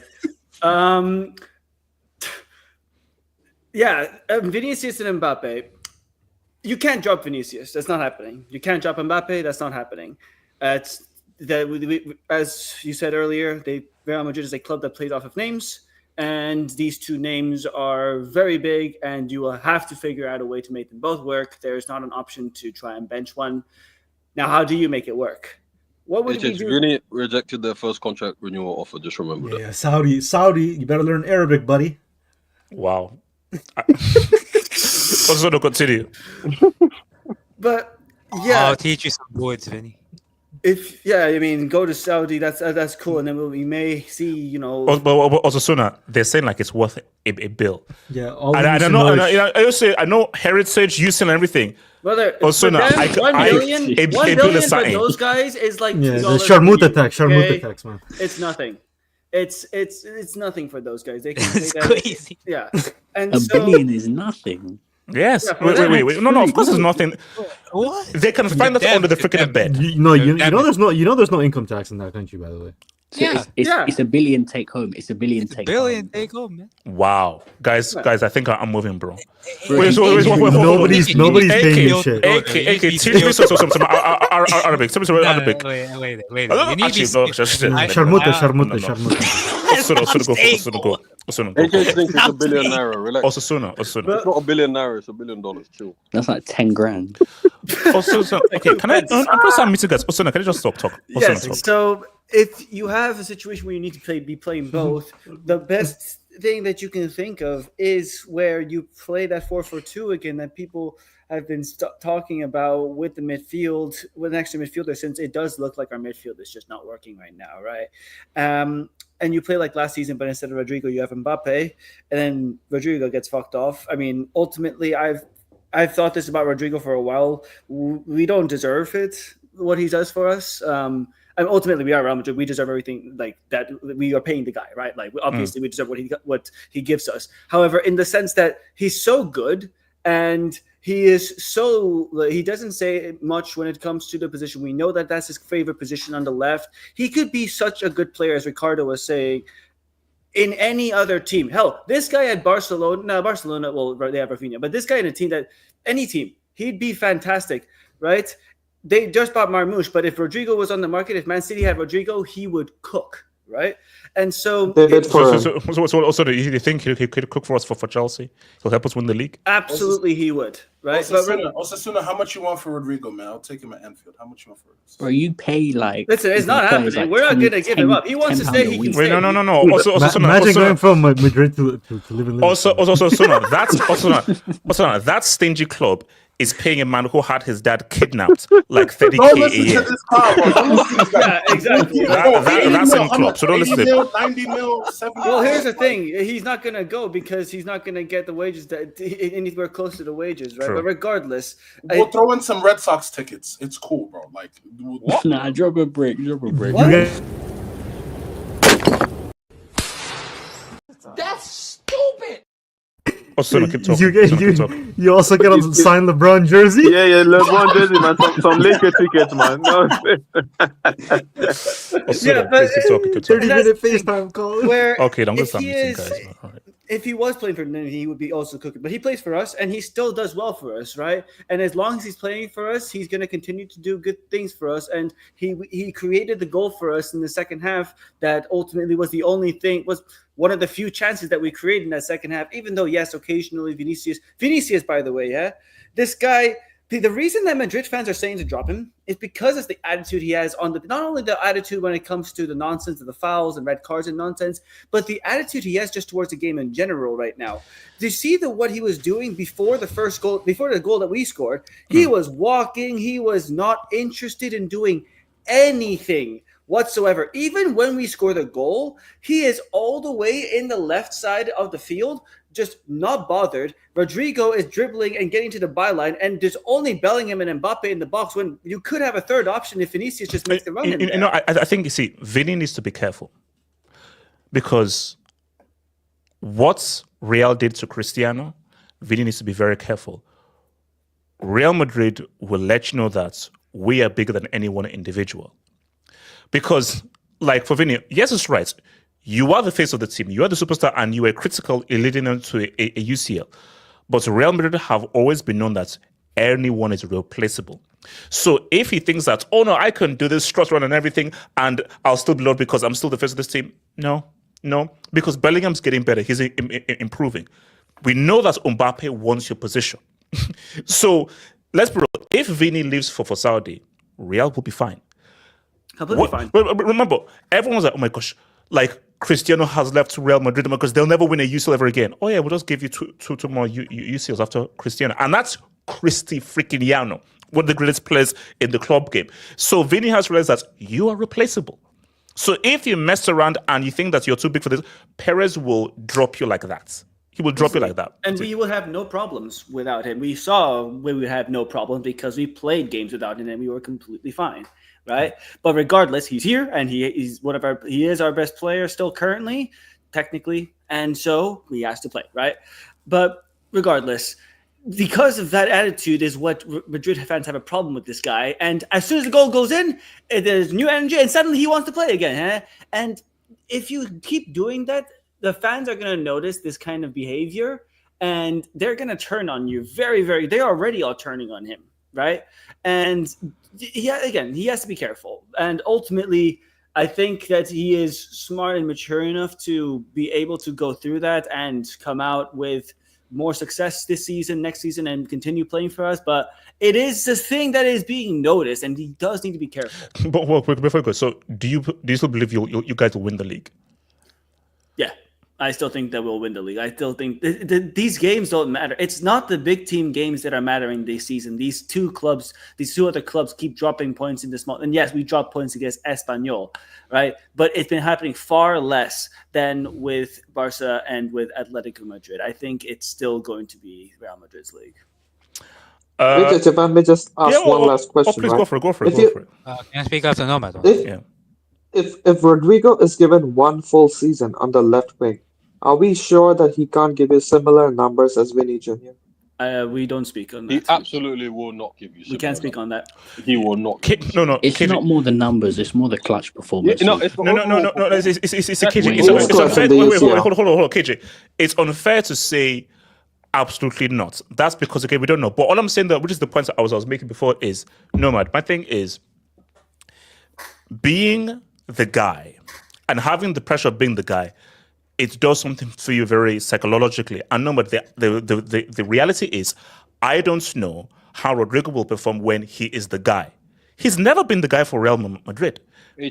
So it's a very different thing of being the guy. So and also KJ, we don't know. We don't know whether I'm now the guy. It's all on me. Left. Now we see a guy take his football to a different level because he does have the talent. But having the talent is one thing. Being able to now execute that talent with the pressure of you being the guy, that's very different. That's pressure. And it's also even more difficult because you're going to be defended like better as well, right? Like people, like your opponents going to have more. I'm not going to lie to you. This kind of sounds like Gabriel Jesus. This mentality of just make him number one option and he'll be your best player type shit. I don't believe that would. Wait, hold up. You're comparing Gabriel Jesus to no. In the sense he's not saying he's the same. Wait, hold on, sorry, KJ. In the sense that, remember when he was at City and he wasn't getting so much playing time and his goals per game ratio was so good, and everyone insisted that make Jesus number one option and he'll score 30 goals a season. Now, I think that's what it is with Rodrigo. I'm not saying they're the same player. I'm not saying Rodrigo's not a better player, but I'm saying I don't think making a number one option automatically. I understand. I understand. No, but just playing him on the left wing doesn't mean he's going to be the number one player in the team. Well, it kind of does because you're moving the two other not really from their really. left wing position. He gets 20 goals this season. Moving the left wing is the most coveted position because so because KJ, I think Rodrigo is screwed the way. Let's say, for argument's sake, Vini leaves for Saudi. Mbappe goes to the left. There is no scenario where Rodrigo is now going to have that left side position as his main primary position. That's never happening. Okay. That's the thing. Me. Sorry, I'm playing FIFA. My fault.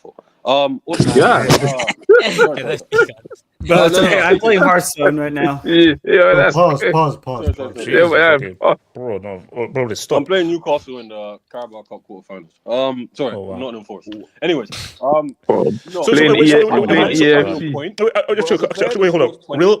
up. Real quick here. I don't think he's gonna. Wait, if Griezmann never wins the league, should we take away his World Cup medal? Come on, man. Stop with the Griezmann hate, man. He did more in that World Cup than Mbappe did. You can't take away his shot. It's a question. It's just a question.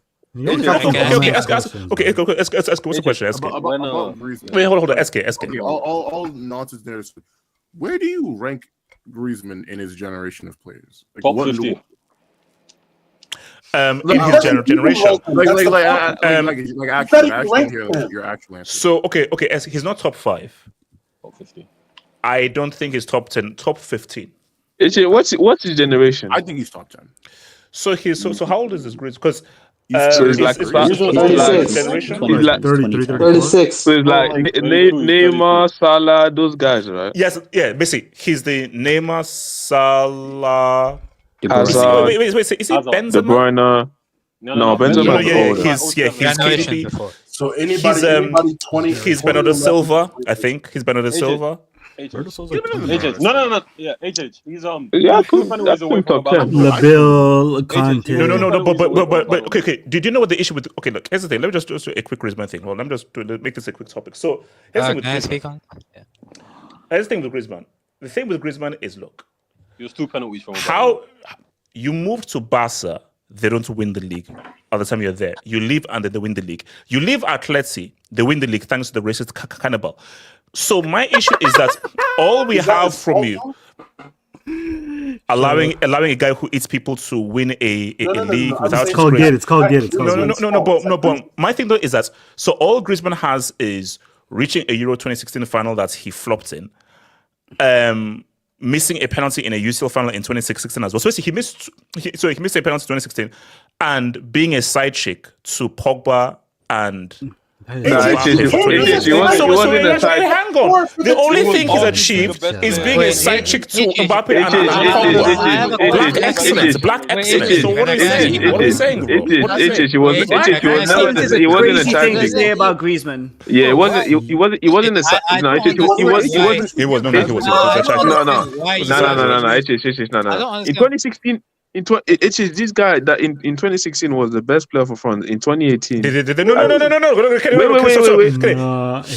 I agree. How good? Okay, Ricardo, I'm gonna do 3. I knew you were gonna say that. You're so predictable. Yeah, it's just in 20. 2 penalties from a Ballon d'Or. Yeah, like in wait, guys, why do you rep this side chick so much? I don't understand. It's you're treating him like he's gone bomb. I'm sorry, the guy's been. A side chick isn't a bum. A side chick is a side chick. You rate for me. Okay. How about this? He is one of the best side chicks we've ever seen in football. Is that better? He's one of the best side chicks ever. He's a top 3 side chick of all time. Kenny, he's a top 3 side chick of all time. You would think the way HH talks about this when he like stole his bitch. If we've been 2018, if we're talking the overall tournament, it was better than Mbappe. Mbappe had moments. Mbappe had moments. Yeah. No. Don't say moments. Kenny, ask Messi about that Argentina game. What Mbappe did in Argentina? Yes, Messi's not the one. Ask you. Also as well. No. Kenny, you know what's funny? You're equating Messi to the World Cup, bro. The World Cup is the bigger prize, not beating Messi. No. What's wrong with this guy? Did you see that? Monimus, you're laughing. Monimus, if not for your tree trunk bomb of a striker, Mbappe would have had one of the greatest assists ever. That's Giroud messed up.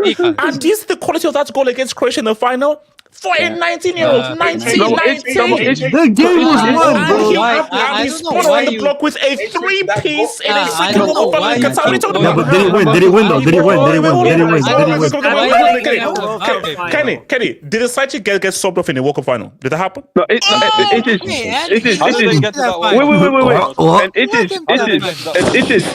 Wait. Before that final, if you know, Griezmann was the best performing French player, and he got subbed off in the most important game. It's just no. He fumbled in the final. We accept that. But that whole fumbled. No, it is.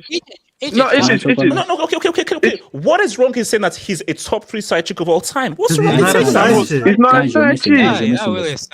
Kenny. Modric one player. What I don't understand. Okay, wait, hold on. Let me hear from AK. Okay, Monimus quickly and then AK. Guys, you don't realize what he's doing. We're in hour 30 and we've still not spoken about Chelsea. You know what he's doing. Yes, exactly. Bro, I'm leaving anyways. Who cares? I'm leaving anyways. Leave. I'm trying to conjure up the biggest red card right now, but that's not finding me. AK talk on Griezmann. Yes. Thank you. Here's the thing, AJ.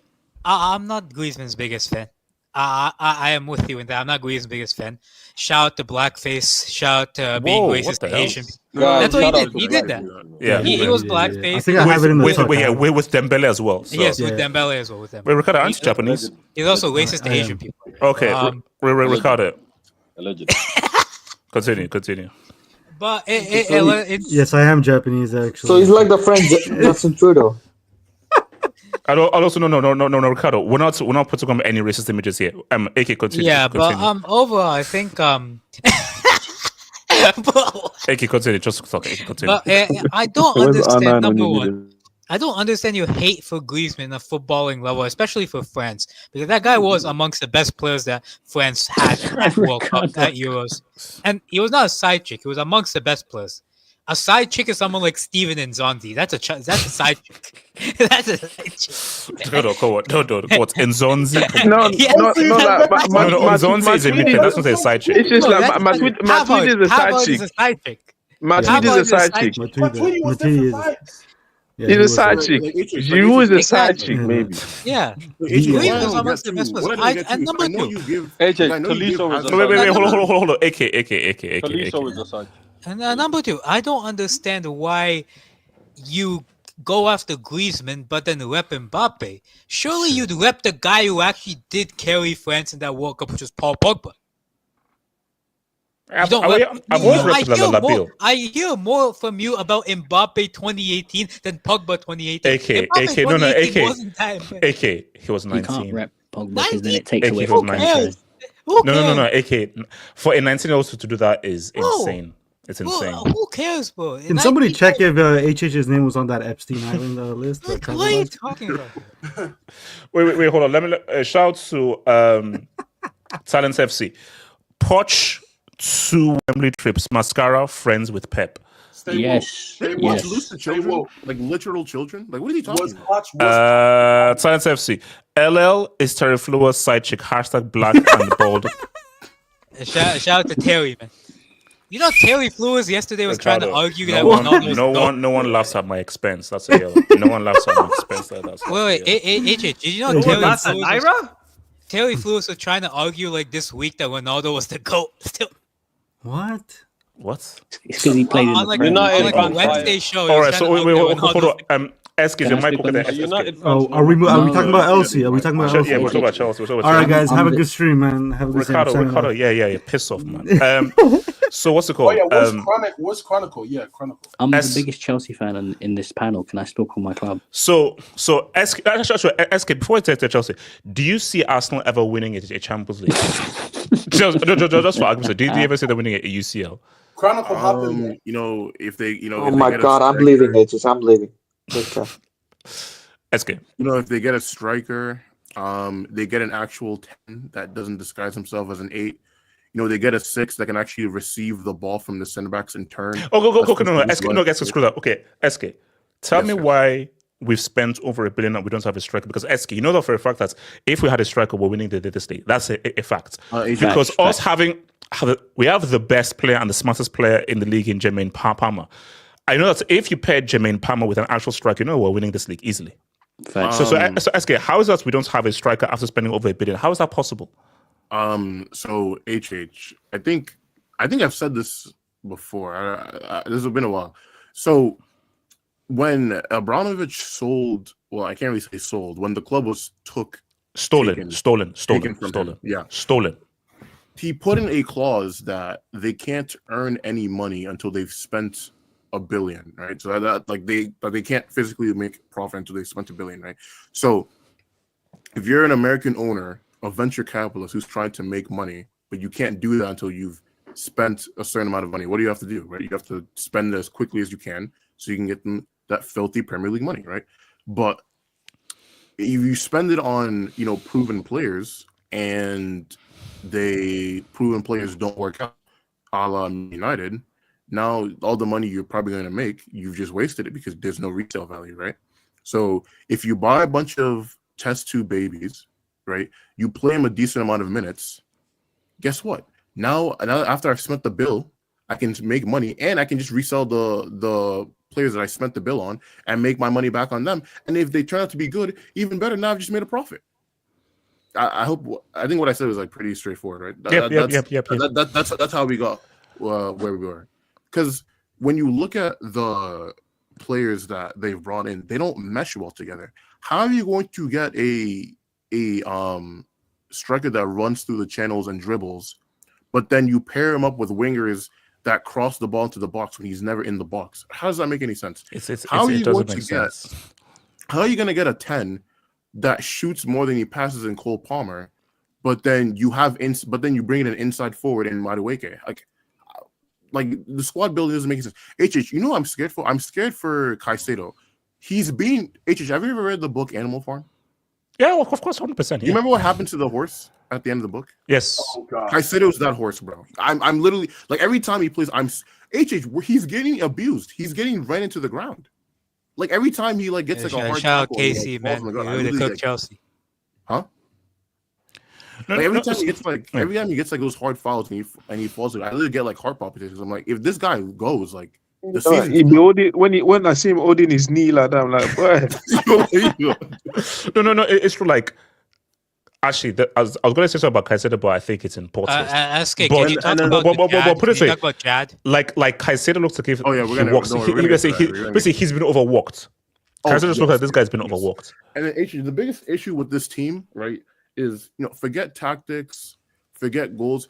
If your team doesn't win duels, none of those things matter. If you can never recover the ball, when nobody has it, it doesn't matter how good you are on the ball. Doesn't matter how good your coach's tactics are. Your other team's always gonna have a chance. I was looking into the stats today in terms of the forwards that get the most tackles. There's not a single Chelsea forward in the top 30 for tackles among strikers. So it's how are you going to win games if no one's winning any duels? It just doesn't make any sense. Not even. And then in terms of the defenders, you have a 6. How tall is Chalobah? 6'4", 6'3"? That's Chelsea defense is ass. How are you 6'4" and you're terrible in the air? But this is what I said, and which is what how people said Lisandro Martinez, oh my gosh, you're too short to be a centre back. That's how guys who don't know football. There is no height limit of being a centre back, because even if a guy is short, if he's smart, has good anticipation, good positioning, and good jumping power, he can be great. Cannavaro is half the size of Chalobah. Ivan Cordoba is half the size of this guy, but they are far better defenders in the air than Chalobah. So it's just about your positioning, your awareness, your smarts, and your hang time in the air. So I don't care whether Chalobah is 6 or 7 foot. He's ass because his defending fundamentals are just ass. And that entire defensive unit is crap. But SK, how do you spend over $1 billion? You don't have a striker, and you actually have probably one of the worst defensive units in the league. Can I explain after SK? It's just there to get the profit back. They usually get the profit back, bro. Half the team's gonna get sold to get their profit back, and then I'll make their money back. It is what it is. And KJ, what are you saying, bro? All right, HH. So let's do an Can I speak on my club? Let's just no. let's do an operation on Chelsea. So we have two majority owners. We have one majority owner, and they're called Clear Lake Capital, right? And they're a private equity firm, which means they buy companies, and 5 to 8 years later, they intend to sell them a much bigger the profit that they. So basically, corporate merchants. Our Corporate minority merchants. owner, one of our minority owners, is a guy called Todd Bowley, who owns stakes in multiple other sports franchises. So Bowley's approach is to hire people that know how to run sports teams in the past, right? And also put in his input from time to time. Egbali wants to, and Clear Lake, hire two people called Paul Stanley and what's the other guy's name? Lawrence Stewart. So, HH, what Chelsea have done is, essentially, right, you spent £1.7 billion or something like that, but you still need a striker. You still need a goalkeeper, even though you already have 5 goalkeepers on the books, right? You still need a winger, right? And you still need a centre-back. HH, how dysfunctional is Chelsea? In the summer, we did everything possible to get Chalobah out of that club. 4 months down the line, we refused to buy a centre-back, and Chalobah, being the cuck he is, says, let me come back to Chelsea and try and help this team. Right? It is diabolical that Chalobah is back starting in this team. Like, it makes no sense. He has no shame, first of all. We got to say that. I don't know where his pride is. Right? But secondly, right, with Stanley, right, and Stewart, right, I don't know what it is they're trying to build. The thing is, HH, they're not looking for balance, right? What they're looking for is, in football, there's no guarantee that young players will ever come good. All you have to do is recruit in combination with a number of established talent, right? So that's what I was saying. Like, this is not a team built to win. This is a team built to flip in the future. It's delusion, right? In the set, if we're talking about centre backs, HH, right? HH, let's point to Elise though, because I think Elise is much more significant than people realize. We chased him for 18 months, right? He signed a new deal. He had a release clause, right? He said that I will come to Chelsea if you give me £300,000 a week, right? Bear in mind we're not in the Champions League. Bear in mind he has Bayern Munich competing for him, right? Bear in mind he's just come off his best Premier League season, and bear in mind he improves us instantly if he comes to Chelsea, right? We start doing this whole wage structure thing, right? Where we say we don't want to buy him. We ended up buying João Felix and Pedro Neto, right? Pedro Neto, a player who's decent, but we can admit is not exceptional in the final third. We had Madueke, who's not exceptional in the final third. We had Mudryk, who's not exceptional in the final third. We've had Felix before, who is not exceptional in the final third. But Elise is a player who's exceptional in the final third. So what you're going to buy what's his name? Felix and Mudryk for a combined 100 million, right? Giving Felix, I think, 150 grand a week, giving Neto over 100 grand a week, right? And to Elise, we said no to a 60 million pound release clause and 300 grand a week. What has that left us with? Like, genuinely, like, it does not make sense. I'm going to say this, right? What we have, the biggest problem, it's from the top, right, is the fact that we are majority owned by a company it's corporate tax. Who does not want to win right now. they're not sports people. They're not sports people at all. And the guy who is a sport person, which is Todd HH, has essentially been marginalized, right? Yeah. He wants no, because the guys that have the majority, Egbali, have you read Egbali's history? He at no point has he ever been linked to any sporting enterprise in his entire history. And that's the guy that has the majority share. Clear Lake, like I said, private equity guys, anyone who's not into finance, you can just read about what private equity does, right? They come in, they have a very hands-on approach, right? Their objective is to cut costs, improve efficiency, and sell within 5 to 8 years. That's what private equity does. So Bowley talks about being in it for the long haul. Egbali and the long haul, I think 10 years plus. I think he went to London School of Economics or something like that. He has an affiliation with London, right? He's not just buying Chelsea and he wants to win with Chelsea.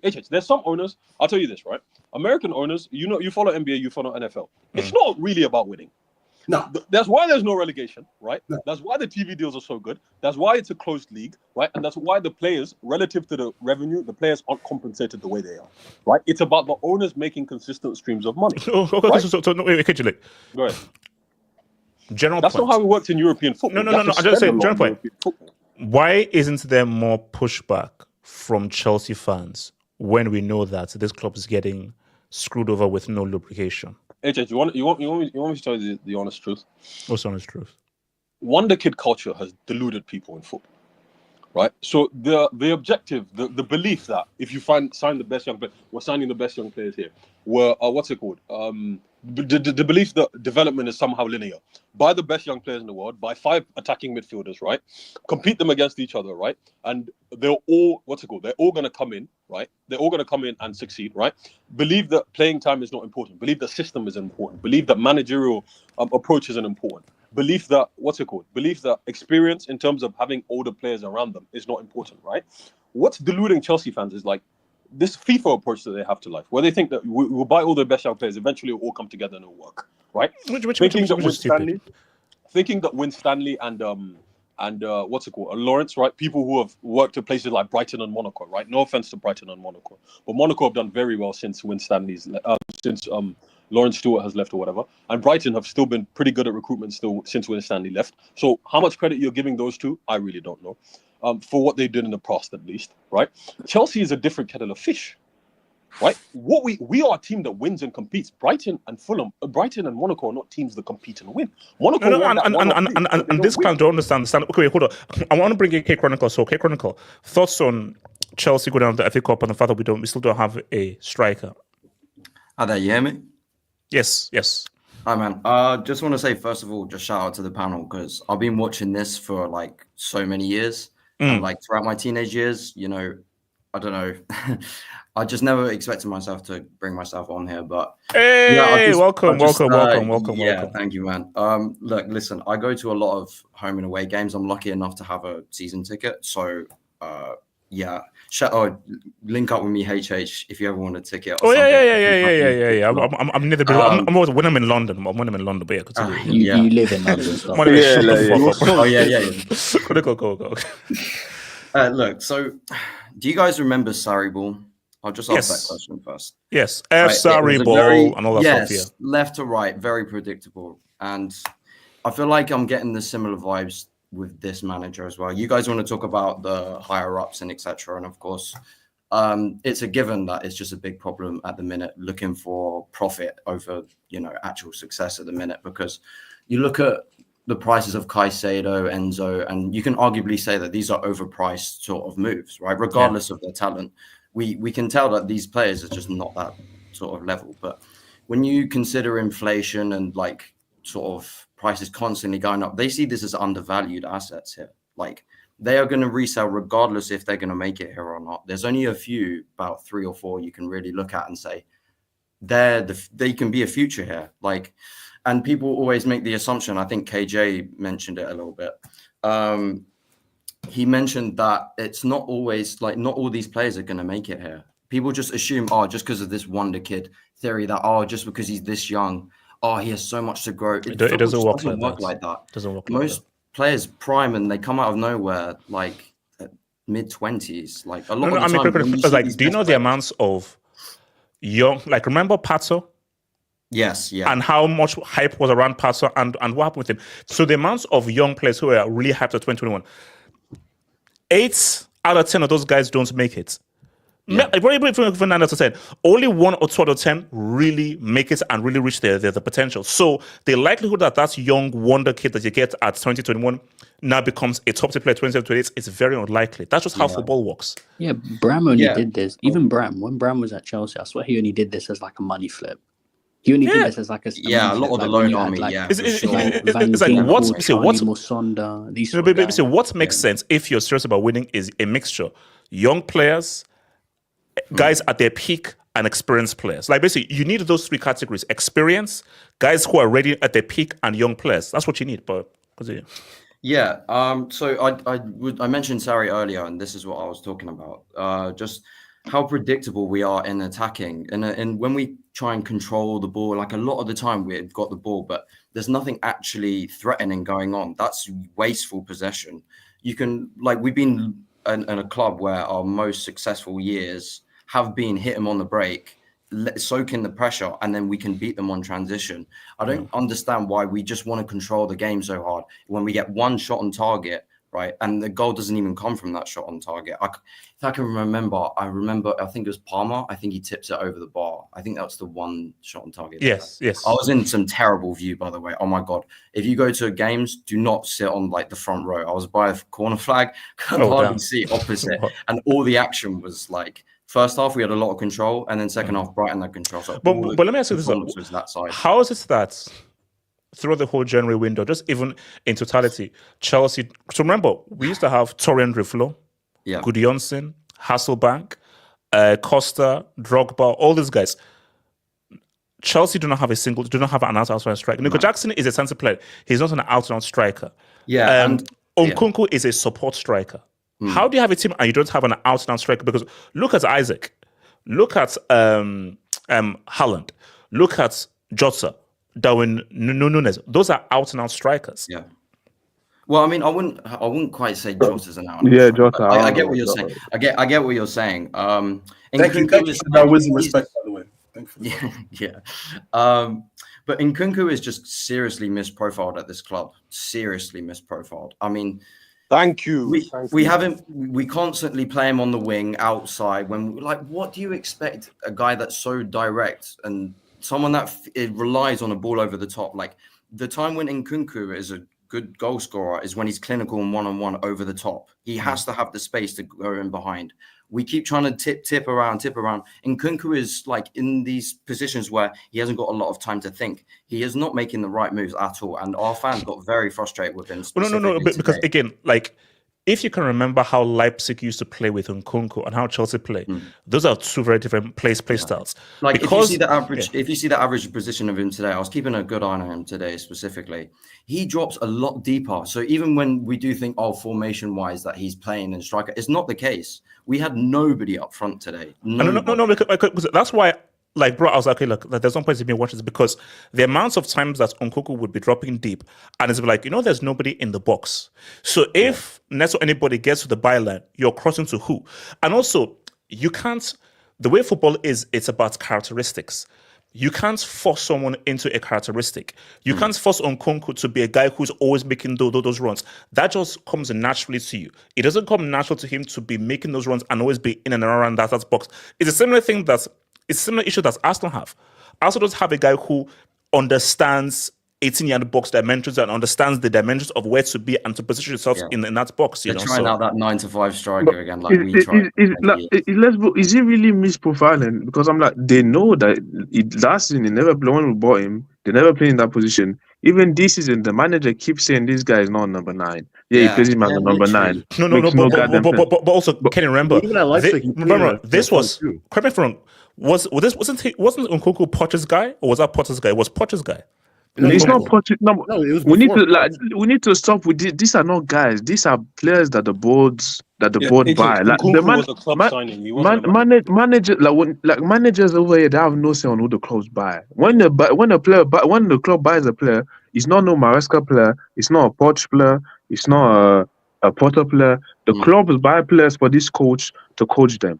But the issue is that the managers are not the managers. Yeah. The issue that I have is that managers in the world who get whoever they want. That's Simeone. But I think the point that Ken is making, right from wrong, is that the manager is not even being consulted. This is done completely with those two clowns, Stewart and Stanley. And that's what I'm saying. Those two same clowns decided to hire a manager. If you hire a manager, you did your due diligence, you checked how he's going to play, you know the type of player he's going to need. But then you go to the market, you don't buy these set players, and then now half of the squad basically can't fit in the system. That's why I'm like, a Felix buy made no sense. You already have 10s there. You have Nkunku that's there. You have Palmer that's there. Why are you buying another 10 there? See, this is very key. He was done to get rid of Gallagher. He wasn't bought to be. But guys, remember, like Leipzig. Look at how Leipzig played. Nkunku was never the guy right there at the top. He always played off of a striker. How are you playing Nkunku either on the wing or as the focal point striker? That's the only place this guy can play in his system, because he cannot switch system. It's not flexible, or he doesn't want to change system. But he must be sold then. Real quick. Last game, you actually saw him do it. He actually played Nkunku on the wing and made Cucurella overlap and played him in more central areas, but it doesn't do it enough. And the thing is that the best position he plays is behind the striker. But who do you have behind the striker? You have a guy called Palmer. So you don't want to bench Palmer. You don't want to play Palmer on the wing. So now you have an issue where you have a players like Nkunku that if we've been real, I do think that he has quality. He's still like people are talking about him like he's a garbage player. The guy is a very good player. No, but the thing is that yeah. now the way the manager want to play him, the guy the only place he can play him is either on the wing, or either as a striker. And when you play him there, his weaknesses get exposed. No. Which is what Asada says. It makes sense for Nkunku to seek to leave because Nkunku and his profile doesn't fit this. He's going to Bayern this summer. He's going to Bayern. Oh no, he's off, and I can't complain because like he doesn't fit into the team. But the thing that just baffles me though is that how does this team not have an out-and-out striker? Look at the hell that Isaac caused that Arsenal the defense and everything. Isaac is rare. No, KJ. Isaac is rare. Forget about Isaac's quality. Simple question: is Nico Jackson a striker? No. Yes, he's a striker. We need to. The guy is a striker, man. Kenny, no, he's not a striker. He's a striker. For me, you could say that. For me, I think he's best as a winger or a wide forward. He's not. Kenny, when you think of a striker and the criteria of a striker, does it strike you as a striker? He's not a striker. He's a striker. People, this winger thing with Jackson, yeah, especially in this system, Jackson is not playing no winger like Maesca wants to play like touch. That's not Jackson. And the thing is, he's a striker, yeah, but he's just not like obviously he's not going to be like the most box present striker that's out there. No, that's not him. He's a different type of striker. Yeah, that would be fine if Chelsea had an inside forward, but they don't. I have a question. Can I speak next? Okay. Let me hear on Money Mace and Money Mace. I'll coach him next soon. Wait, can I speak? Where have you been for the last 2 hours? Wait, hold up, Money Mace. Oh no, he's been waiting for this crap. No, I'm actually working. I'm working. Working. Artists, focus on saving some damn lives. Focus on some damn lives, please. Focus on that CPR. So quick, literally, I actually had no idea what the Chelsea result was, and then I came. I was like, let me just join into that because I've got a bit of a break during work. So let me just join into the screen. And then of course, your breaks come during the Chelsea. Yeah. Your breaks conveniently come at this time. Money Mace. Could you pull up my AVI? On the last stream, you asked for evidence that Nketiah's Chelsea Academy. There's the evidence. Yeah, it is true, unfortunately. No, you're lying. No, you're lying. Money Mace, do you have anything to say before I cut your mic? No. I have quite a bit to say. Following the footsteps of Drogba. Yeah. What's it called? You realize that it's likely that we're both going to be trophyless this season, so we're going to be in the same. Oh no, HH, you better not be trophyless. HH, you better not be trophyless. You better not be trophyless. We have to win that conference. Elijah, because HH, I'm going to host that stream. HH, I'm going to host that stream. Elijah. You better not. If you don't win the Conference League, liquidate the club. If you don't win Conference League, I'm being dead serious. If you don't win Conference League, liquidate the club. Guys. Wait, hold on. If you lose to Bucharest FC, man, like they're not losing to anyone in the Conference League. I've seen that Conference League. When you find it has bus stops, train stations. Chelsea are winning that Conference League. Respect Fiorentina. So listen. Yo, Anthony at Real Betis hat trick in the final. What are we saying? Don't let that happen. I swear to God. It's over. Chronicle, that's a very messed up scenario you put there. Don't put that into the universe because that's actually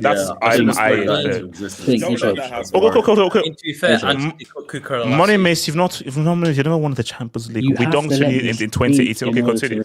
You have to let me speak in order to respond. HH, when I said that top 4 is a good season for Chelsea, I had that bum Nathaniel, I had all you other Chelsea fans trying to say, oh, Money Mace, that's nasty work, that's horrible, how can you say that? I said that because you guys really thought that you were better than what you actually are. Top 4 is a good season for you. It was literally just HH. Top 4. So just HH gassing it up. I don't know what you're talking about. The other No, SK, when I said top 4 is a good season, you said, no, that's nasty work. I see what you're trying to do here. I'm being deadly serious. Top 4 is a good season for Chelsea. It is. Yeah, Bro, it is a good season for Chelsea. Yeah. Are you guys really going to sit here with a straight face and tell me that getting top 4 with Jorgensen, Tosin Adarabioyo, Levi Colwell, Gusto, what's it called, Madueke, Mark Guiu, all these guys, you're gonna tell me that's not a good season? No, it's not. But you see, a guy like Gusto, yeah, I'm sorry. I saw evidence at Lyon. I saw evidence last season. This guy is not some garbage fullback. This guy was one of the best fullback last season. Now people are treating him like garbage. No, He's not a but top Yes, four fullback. he's talented enough though. I'm sorry, he's talented enough to be. No, You're- and also wait, hold up, Money Mace. Now, there's a language that me, KJ, Kenny, and Chronicle speak. HH, no. HH, and also SK as well. Also SK as well. No. So Money Mace, no, come on, because I know that you saying the whole thing is to try to diminish. Money Mace, do you know what's It's the not difficult? demeaning. It's Money Mace, you can't talk down to Hold a on, is club that- hold on, that is. this No, hold on. Hold on. Wait, hold on. Money Mace. where you are now. Because Money Mace, you think Money Mace, Brighton's you still can't, here. Money Mace, think you SCM's can't still talk here. down to You a club that's been think carrying Drogba's London since still- 2012. AJ. We have been carrying London since 2012. So you can have some respect. Money And Mace, you wonder respect why to your Big team Bro. has been Respect so to Big shit. Bro. This is physical evidence of why Chelsea are so shit. Because you think you're still that club. You are not that club. These great players you had are no longer there. You need to just understand that you have players who are not at the level to do things. So you just need to wait it out until you end up getting better players. That's it. I'm not being disrespectful when I've said this. I'm not coming on here bantering people, doing this. You guys do understand. I've actually been very objective about Chelsea this season. I agree. Don't worry, Money Mace. I'll banter. No. I've been very objective Yeah, when it comes RDS, to tag Chelsea me when this you're done. season. But I'm sorry, when I have to listen to people like HH sit here and tell me, why should I not be arrogant? Why should I not be arrogant? You shouldn't be arrogant because you finished 12th and scraped 6th place last year. That's why you shouldn't be arrogant. No, Money Mace, me, Money Mace, SK. and Money No, Mace, hold I've been on, called Money Mace. arrogant. No, hold on. I've been Me, called arrogant. SK, Chronicle, KJ, and Kenny. Do you know why we became arrogant? Because we won the UCL twice, and we have been carrying London since 2012. London is the capital of the United Kingdom. Shout out to the colonies out there. Judging by your That's logic, AC Milan should your be boy demanding to Charlie win the lives in Champions League every London. year. We've been carrying the by your capital logic- of United Kingdom since 2012. Are there any London teams still left in the FA Cup? Do you know what? Judging by your logic, Spurs are out, HH. Arsenal are out, Chelsea are out. What happened? Do you know, AJ, judging by your logic, AC Milan with Tammy Abraham and Pulisic and Joao Felix should be demanding the UCL every season. So we should be demanding things, I guess. Just because you've done it before, we should be Wait, demanding. no. But Milan are broke. Italian Serie A teams are broke. We're not broke. That's the difference. No, but We can compete. KJ, my point is that Chelsea need to understand that you're not that club anymore, and it's just going to take time to get back to Oh, where see what KJ, see what I'm trying to say? No. KJ, let me explain to you. Yeah, go on. Do you know what this is with Money Mace? Because he's hyped because Arsenal are challenging for the title. Not I've winning, never been challenging. disrespectful Because they're about challenging, he now thinks that he can now talk slick to big bro. This isn't slick. This You isn't see, slick. those are the time whenever little bro thinks that he's now the big This bro. is Lil not bro. slick at all. This is not slick Like at all. little bro, relax. Just know Money your Mace, place, don't little worry. bro. You've Know your You've place. won 2 games in the last. Look at little bro. You just think you can get now. You get mad. You think you can get mad now. You think you get mad. No. You want me to be shameless? Fine, I'll be shameless. You've won 2 games in the last 3 months, and you want to come onto this channel and run your mouth. Liverpool, we're right Kilo behind you, day. we're What did they chasing. win? Liverpool, Kilo day. behind you, looking at J2S, the rear grab the view mic. mirrors. We're right behind you. Sorry, can I speak? J2S. Can I go? J2S, talk over him. J2S, talk Can I to him. speak before Jay first? That's okay. Sure. So it's been a great day so far. I mean, picked up points at Madrid. J2S was originally a Man United fan, and he then transferred to I had Atletico. another- When does your loan expire, J2S? When does your loan expire? Shameless individual, bro. No. I think it's a permanent transfer, which is just Okay. cycle. I But declined to comment on that question. So moving on to Chelsea. Can you zoom to my AV, please? oh, By the way, Damn. we spent like 500 million on ownership, players, coaches with Potter as well. Well, that KJ, now at least we're above the and mountain. Chronicle, they Remember still own us. Chronicle, What is you're that? Chelsea, so you should win the CL this and now season. can He's you got all proceed Brighton to share players. my screen? So can everyone read this information? Yeah. So 3 seasons, 6 managers, £1.1 billion spent, and 0 trophies. 1.1 billion. I mean, how much is that? actually, no. You have to adjust for inflation. There's You no have to adjust for inflation inflation. adjustment. There's no Inflation I- makes also, it yeah, worse. If you adjust for How much inflation, United that's about spent- that's how about much 200. also If you adjust for inflation, that's about HH, how I much think have United spent since the billion is in naira. HH, how much have United spent since Fergie? Wait, so that's what 10 grand? How many serious trophies United won since Fergie? Jesus, lie to me and tell me that if you don't have it, if you put a strike on this team, we cook. No, you don't. What the? I asked Jesus. I didn't ask you. I asked Wait, Jesus. so who's creating the chance for the striker? Cole P, relax. No. Wait. Jesus, Wait, you know that? no, No, Jesus, you know that the strikers are not making any runs. Wait, the last I saw, Cole Palmer's still defrosting in the chamber when there's a big match. J2S, this striker is apparently going to start believing Cole and tossing Adebayo. Wait, according to Cole Money Palmer, Maze, don't blame me for flopping in 06. Sorry, Continue. Wait, according to Cole Palmer, it's only 6 days in a week because Sunday doesn't exist for him. Okay, man. Oh Lord. That's good. Jesus. My thing is that yes, we spent all this money. Jesus, the government, they screwed us over. We got screwed over. So literally, we are playing with a handicap. Wait. What is it? No. Owner. Your owner had the government stole the club from us. Your owner funded a war, a global war. Continue. J2S. Wait. Don't Saudi Arabia own Newcastle? Are we gonna start talking about? Hold up. It gets real. Go on, Joe. It gets real. Yeah. It gets real. It gets real. And it gets real. You see, I'm a humble guy. Guys, I'm a new man. I am humble. And heck no, baby! Guys, you have to understand what Big Bro is about. You have to understand what Big Bro is about. When you speak fluent trophy, a language that Arsenal don't speak. Arsenal don't speak basic trophy. Forget fluent trophy. Arsenal don't even speak basic trophy. This is true. Arsenal speak fluent FA Cup.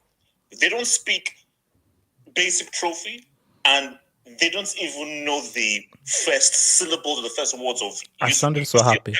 That's an alien language to Arsenal. But as far as Chelsea go, fluent trophy, fluent UCL, or cooking. So it's ska. So this is J2S, turn it off. No, J2S, turn it off. J2S, no, you can't. No, J2S, turn it off. J2S, turn it off. No, you can't. That's too depressing. J2S, turn it off. Can I speak? But as much as he missed on an open goal, he tripped over a ball after an amazing dribble by Cole Palmer. He scored what turned out to be the winning goal. So I'm sorry, it is what it is. We have to deal the bad with the good. It is what it is. He is going to keep on messing up. He's going to keep on breaking. But this guy's goal scoring rate, specifically this season, has been very good, and he's scoring a lot of important goals. That's Nico Jackson, by the way. You're talking about. Okay. All right. Yeah. Okay. Can I speak? Can I go drop? Okay. RDS and then Casey. RDS. Okay.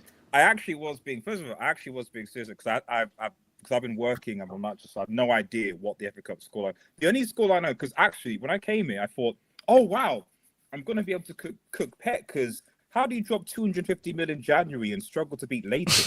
Like, what the hell is going on? That was wild. That was wild, bro. That was wild. Chelsea here, but you dropped 250 mil to struggle against Leighton.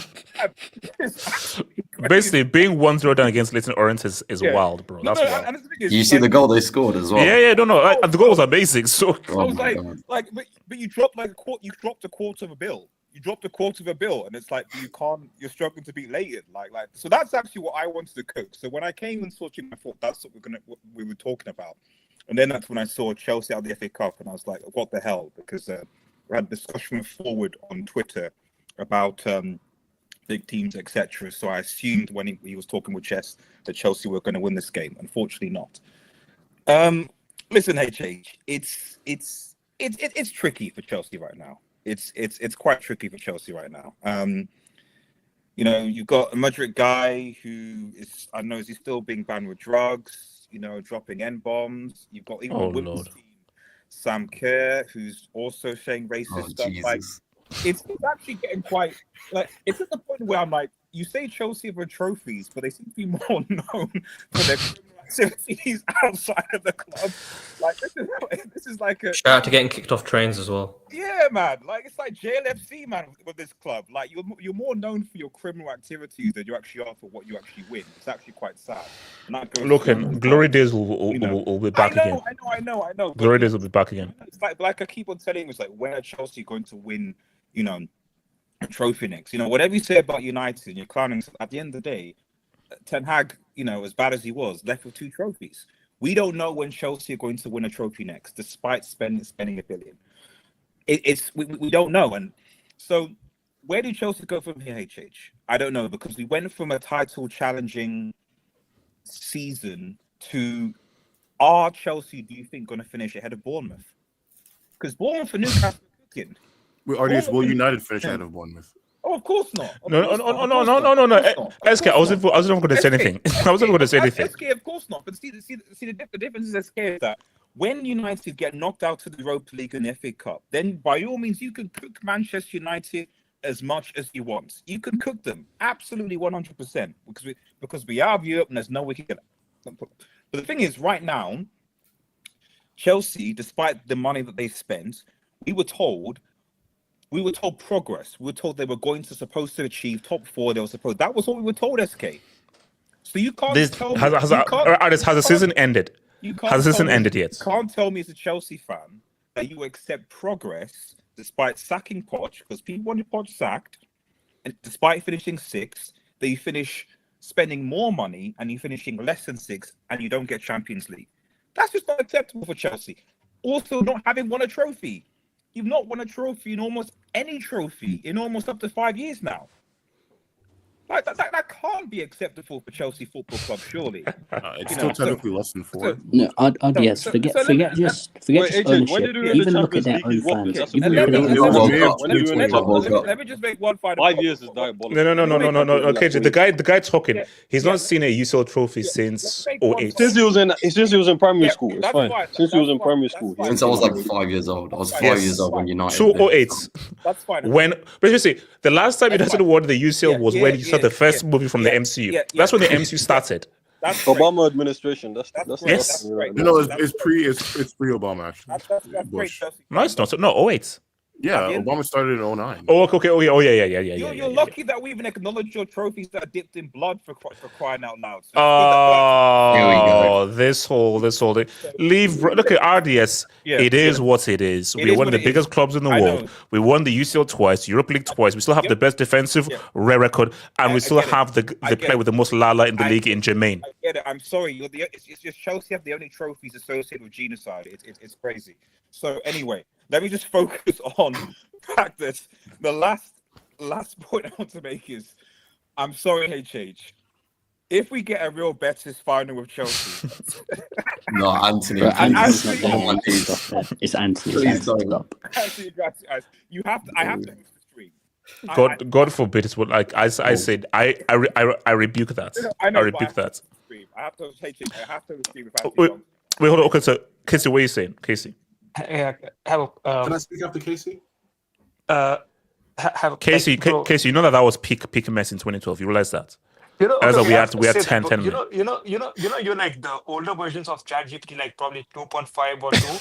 Because bro, at least like in 4, like at least 4 Casey, all that, like was that he dropped to 91 goals that season? Okay, Casey, we had 10 men, and that was at the come down. We had 10 men. Have your club ever won a treble? Have your club ever won like a Champions League and a league in the same season? Has your club ever dunked on a player with 91? This is what we call hallucination right now. Like Casey, we made Messi cry. Messi was crying. Okay, bro. Iniesta made you cry. Like, come on. Like, again, like. No, he made me want to strangle a referee. Casey, just tell HH to add the Conference League subtitles on. We can't understand what he's saying, man. So just go on, Casey, man. Go on. Again. And have you need to like upgrade your software, man. Like it's the same response every single time. Shout out to Windows 95, man. Casey, here's the thing. Look, listen, I'm going to be objective now. Please be objective. Yeah, listen. Like the reason your club is in such a crisis is because of one organization, which is called Chelsea Stadium Ownership. Like what are those? The people who own your own Stamford Bridge. Mm-hmm. It's because of them you can't like build a new stadium, and your revenue is like struck like around like 500 mil. And fortunately for at least like moral human beings, you don't have a thug running your club anymore. So he can't just like steal money and spend it on Chelsea. So you actually need to earn money and spend. But Casey, they still wasted over $1 billion. No, that no, no, doesn't explain it. but there's difference. No, it's different. The money. Oh, they're what's spending, the like, difference? billion. Please tell me the difference. Bram No, because making the under billion the they're spending. payment tables to pay Eto No, on no, a no, no, free no, no, no, transfer. no. Gate. They're It's called actually Gate. It's called Gate. It's called Gate. No, Casey. they're being actually smart about that. Like what they're doing, like they're spending like that billion and a half, like over a period of like 10 years. I want to win now. Wait, Casey, can Casey, you I want to win now. Money's all gone. What's smart about that? That's stupid. Casey, what do you mean by spending over here? I want to win now and I want to be competitive now. No, not in tennis when it's not guaranteed. What the fuck you talking about? Your revenue is your revenue is lower than Spurs. Your revenue is lower than Arsenal. Like what are you Wait, talking Casey, about? can I ask you a How do question? win now? Casey, can I ask you a question? Casey, if you were in charge of Chelsea's money, knowing what you just said, would you spend 70 million on Mudryk? Would you do that? No, of course. Like, would you spend 60 million on Pedro Neto? Would you do that? No. Would you spend 130 million on Enzo Fernandez? Would you do that? Maybe, yeah. That's Enzo. That's what. Okay, so you can't tell me. Oh, What the fuck you talking about? Casey, your point would make more. Casey, your point would make more sense if they didn't spend any money and the team was just as bad as it is right now. Then who does Casey support? No, hold on. Barcelona. And also Casey to add as well. He supports Barca so much he bought some grass from Camp Nou. Yeah, sure. For like a few hundred euros, or like a few hundred euros to put some grass. It's actually he had his wedding there. You gotta help the club, bro. And he had his wedding there as well because they need to make money. Can you how's the wifey though? Good. Oh, for God. Can you tell us when Chelsea are going to win? Casey, just ask how your wife is because and how was the wedding at the Camp Nou? You're hitting. You're almost 50, bro. You're almost 50, and you're like. No, I'm 21. Like a teenage guy. Come on. I'm 21. Me personally, I wouldn't have. Casey, that was below the belt. Okay. But have like, listen to me. Like, what else are they supposed to do? They can't like give those wages anymore that Bram used to do. They don't have the revenue for that. They can. They just don't want to. But where's the money coming from, bro? You guys are Casey, just you can find I can tell you. No. Casey, no. Casey, the money is there. Casey, have you heard the saying? Sometimes you need to move 2 steps backwards to move 5 steps forward. Sometimes you need to make a loss to make a profit. Drop that brick, man. Drop that brick. Casey, if this team cared about success and sporting success, you can find the money and find the right players that's going to help Chelsea win now. Okay, wait, hold up. From what I think it was KJ Chronicle who said, look at the recruitment. The team is unbalanced. But this was just a scattergun when you approach. bought these players, you were never saying this, HH. You wanted the issue is that you guys wanted that. Give me that zo. Yes, give me that zo. I was excited, but I wasn't. I was not my real emotion. I was just excited. You're doing it for content. You're doing it for content. Content. I knew it was stupid. I was like, hey, look, I have to entertain, so let me entertain. No, okay. Forget about you. But your fans overall, like at least on X and like YouTube and all that, they wanted like Enzo, they wanted Caicedo, they wanted Mudryk. Nobody wanted Mudryk. Casey, I was slappy. Yes, you did. Let me bring up the Mudryk. Casey, there's a video. That's stupid. Nobody wanted Mudryk. Casey, there's a video of him saying, Arsenal, this is what Big Bro does. Yes, you free your players and come to the VIP section of the club. Hold on, real quick. Elijah, did you try to slash your wrist when Gerrard slipped? At Stamford Bridge. Wait, hold on. I'm just asking whether you tried to slash your wrist.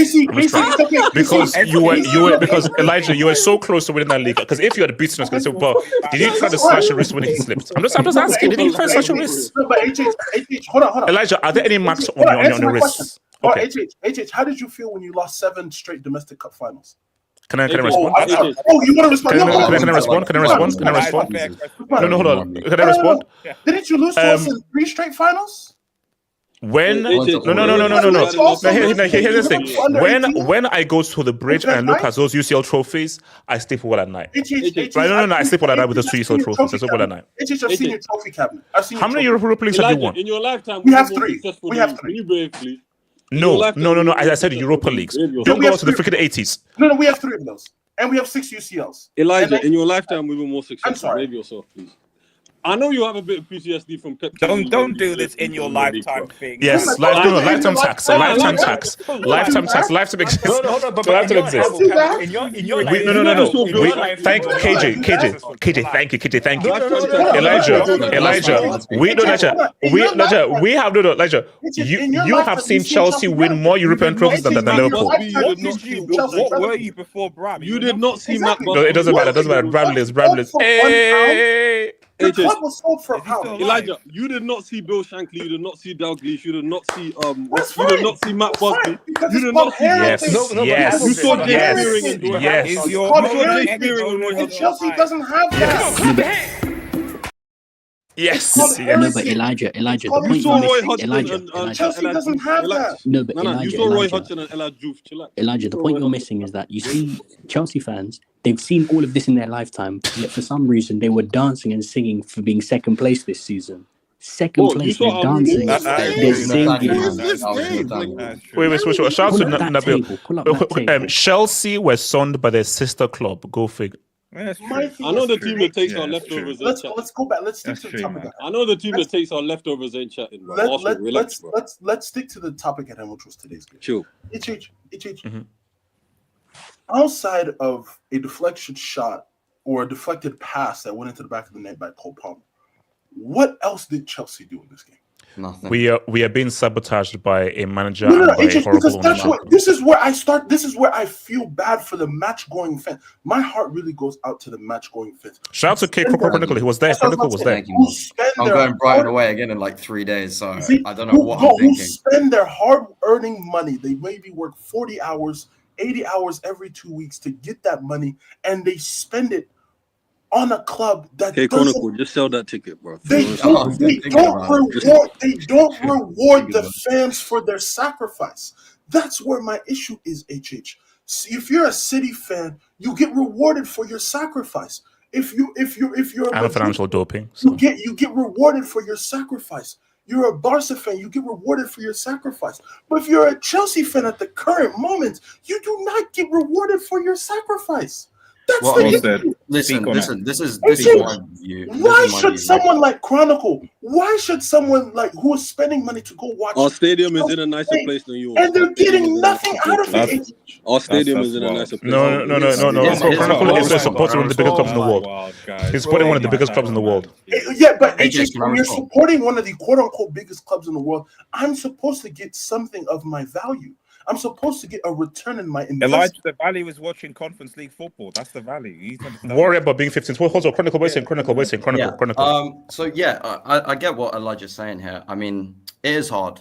It is hard to just still constantly back your club, even when, like, deep down a lot of the time you just think, oh my God, we're gonna lose. Like, especially a couple of years ago under Potter and stuff, it was all downhill. But this is the beauty about football, which, by the way, my respect instantly goes down for people who go out for loans, because you guys are shameless, more shameless than HH, right? At least he sticks to his club, right? Yes, thank you. Ardis, are you listening? Regardless of how shameless this guy is, right? This guy in the middle, he is somehow less shameless than people that go out on loan. Thank you. Look, because like in social Hollywood and everything, I have stuck through thick and thin. People like Ardias has been to 2 teams. Ardias, you know, you changed your studios twice. Ardias, you circle around 3 teams. 3 teams. Ardias, 2 teams. What day? Ardias, how do you go around 3 teams? When insulting you, okay, not because we have an issue with Chelsea per se, but because of the arrogance and the lack of humility that you give every single time, and despite being told over and over and over Ardias, I'm a 2-time UCL champion. So then why are you showing to being second place? Ardias, we're not Arsenal. We're not Arsenal, bro.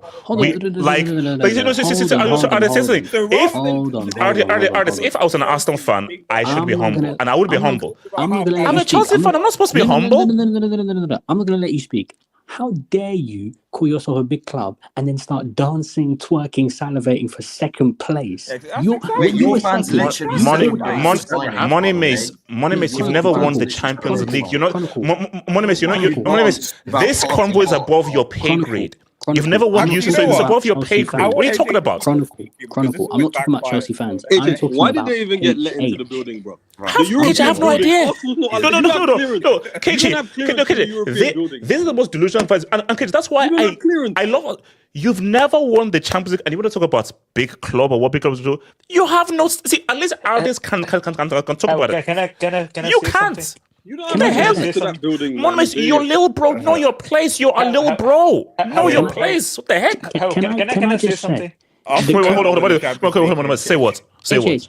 You were salivating, twerking, dancing for being second place. The bottle job position that I have been in for the last 2 years, you were dancing for that. You're like, oh, let me see that. Moneymates, it doesn't matter. I'm a two-time. Moneymates, it doesn't matter. I'm a two-time UCL winner. You've never won the UCL, so what are you talking about? So, Moneymates, I can do whatever you want. Moneymates, you don't get to talk to me, Chronicle, SK, and KJ. You don't get to talk to me. The only thing I'll say to that though is I've been watching this channel for like. Moneymates, how old were you last time Arsenal and this guy said, how old were you last time Arsenal won the league? Moneymates, how old were you when you Moneymates, how old were you? Moneymates, how old were you when Arsenal last won the league? Let me respond. Okay, respond. How old were you? Moneymates, respond. KJ, Chelsea were in second place, and this guy said the table looks good. The table looks good. I don't know. Moneymates, right. Now, Moneymates, can you answer KJ's question? Moneymates, he was telling me to look over my shoulder. Moneymates. That is true. Moneymates, can you answer KJ's question? How old were you when Arsenal last won the league? Arsenal last won the league? Arsenal have 13 league titles. Now, And how old? Chelsea have 6. KJ, I don't think he was born. Two things. Either he wasn't born or it was like goo goo gaga. It was one of those. It was either like embryo, sperm cell, or goo goo gaga. So basically, he was not aware. Actually, no. Right. You know what? I want Arsenal to win the league. Okay, like, hold up, Elijah. Let Moneymates see his team win the league. No. Elijah, come on, bro. Elijah, let Moneymates see his team win the league. Before the Great Depression. Elijah, let Moneymates see his team win the league. Come Chelsea are some AI-generated club with glory hunting fans who couldn't be bothered to support Manchester United, so they go and support a club Manchester United. One thing I'm going to say is HH. Can I ask you a question? Wait, hold on. SK. Before Arsenal's first title challenge under Arteta, right? Like between when they last were in the Champions League before 2022, right? How many times are Arsenal fans on this channel? Because I swear to God, I do not remember seeing Arsenal. No, hardly ever. No, but that's how it is. Because they were never in any title discussion or thingy discussion, Arsenal fans were nowhere to be seen. Like H7, Money Man, some of the other Arsenal before 2022, but I never seen them on thing, bro. So I don't want to hear all no, because challenging, no winning. No. Because my thing about Arsenal is that I always said most of my friends are Arsenal fans. So most of my friends are left us. So I know Arsenal fans very well.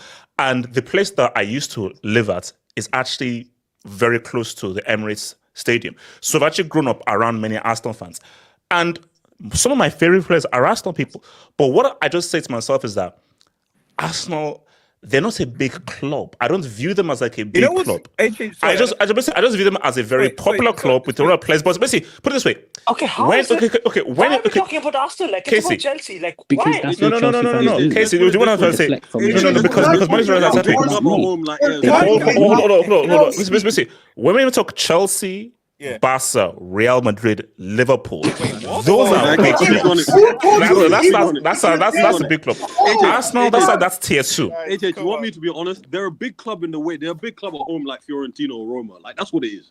Outside of the country, precisely. No one cares about them outside the country. No. Arsenal are a massive club in England. Arsenal of England, nah. That's not true, bro. Can I respond? I came on this channel completely objective. No banter. No jokes. No banter. No, that's a lie. That's a lie. That's a lie. The only reason I want to clarify this, because let's go back to this the Chelsea we're going is this is a question for Chelsea fans. If we're talking about the game, is that in all seriousness, Brighton held 7 to Forest like last Yes, that's the thing that blows my mind. RDS. We Wait, have no, wait, hold on. QCs, With all due respect, why? I think that's the priority is to win the league or get back into the Champions League. Right now, That's the priority. Under your current model of ownership, We've won the enough league is FA Cups not in the last possible. 15 years. I'm cool on that. I'm cool on FA Cups. I'm not gonna No. RDS speaks to Money Mates about FA Cup. That's his competition. That's not my competition. Okay. That's a side chick trophy for us. Two things. The first thing is one. The whole point of these cup competitions, aside from just silverware to be able to show that your season actually meant something, is also the fact that at least the trophy guarantees you some form of European qualification. At this point in time, there is no 100% guarantee that Chelsea are going to qualify for Europe. And the reality is that, as I said, Brighton held 7 to Forest literally last week. And you mean to tell me that you can't make up a decent fight against opposition? That doesn't bode well for Chelsea. We were so flat today. Wait, hold on. Shout out to Betsy. Remember for 28 years. How was being a Chelsea fan around Arsenal mates before Bram?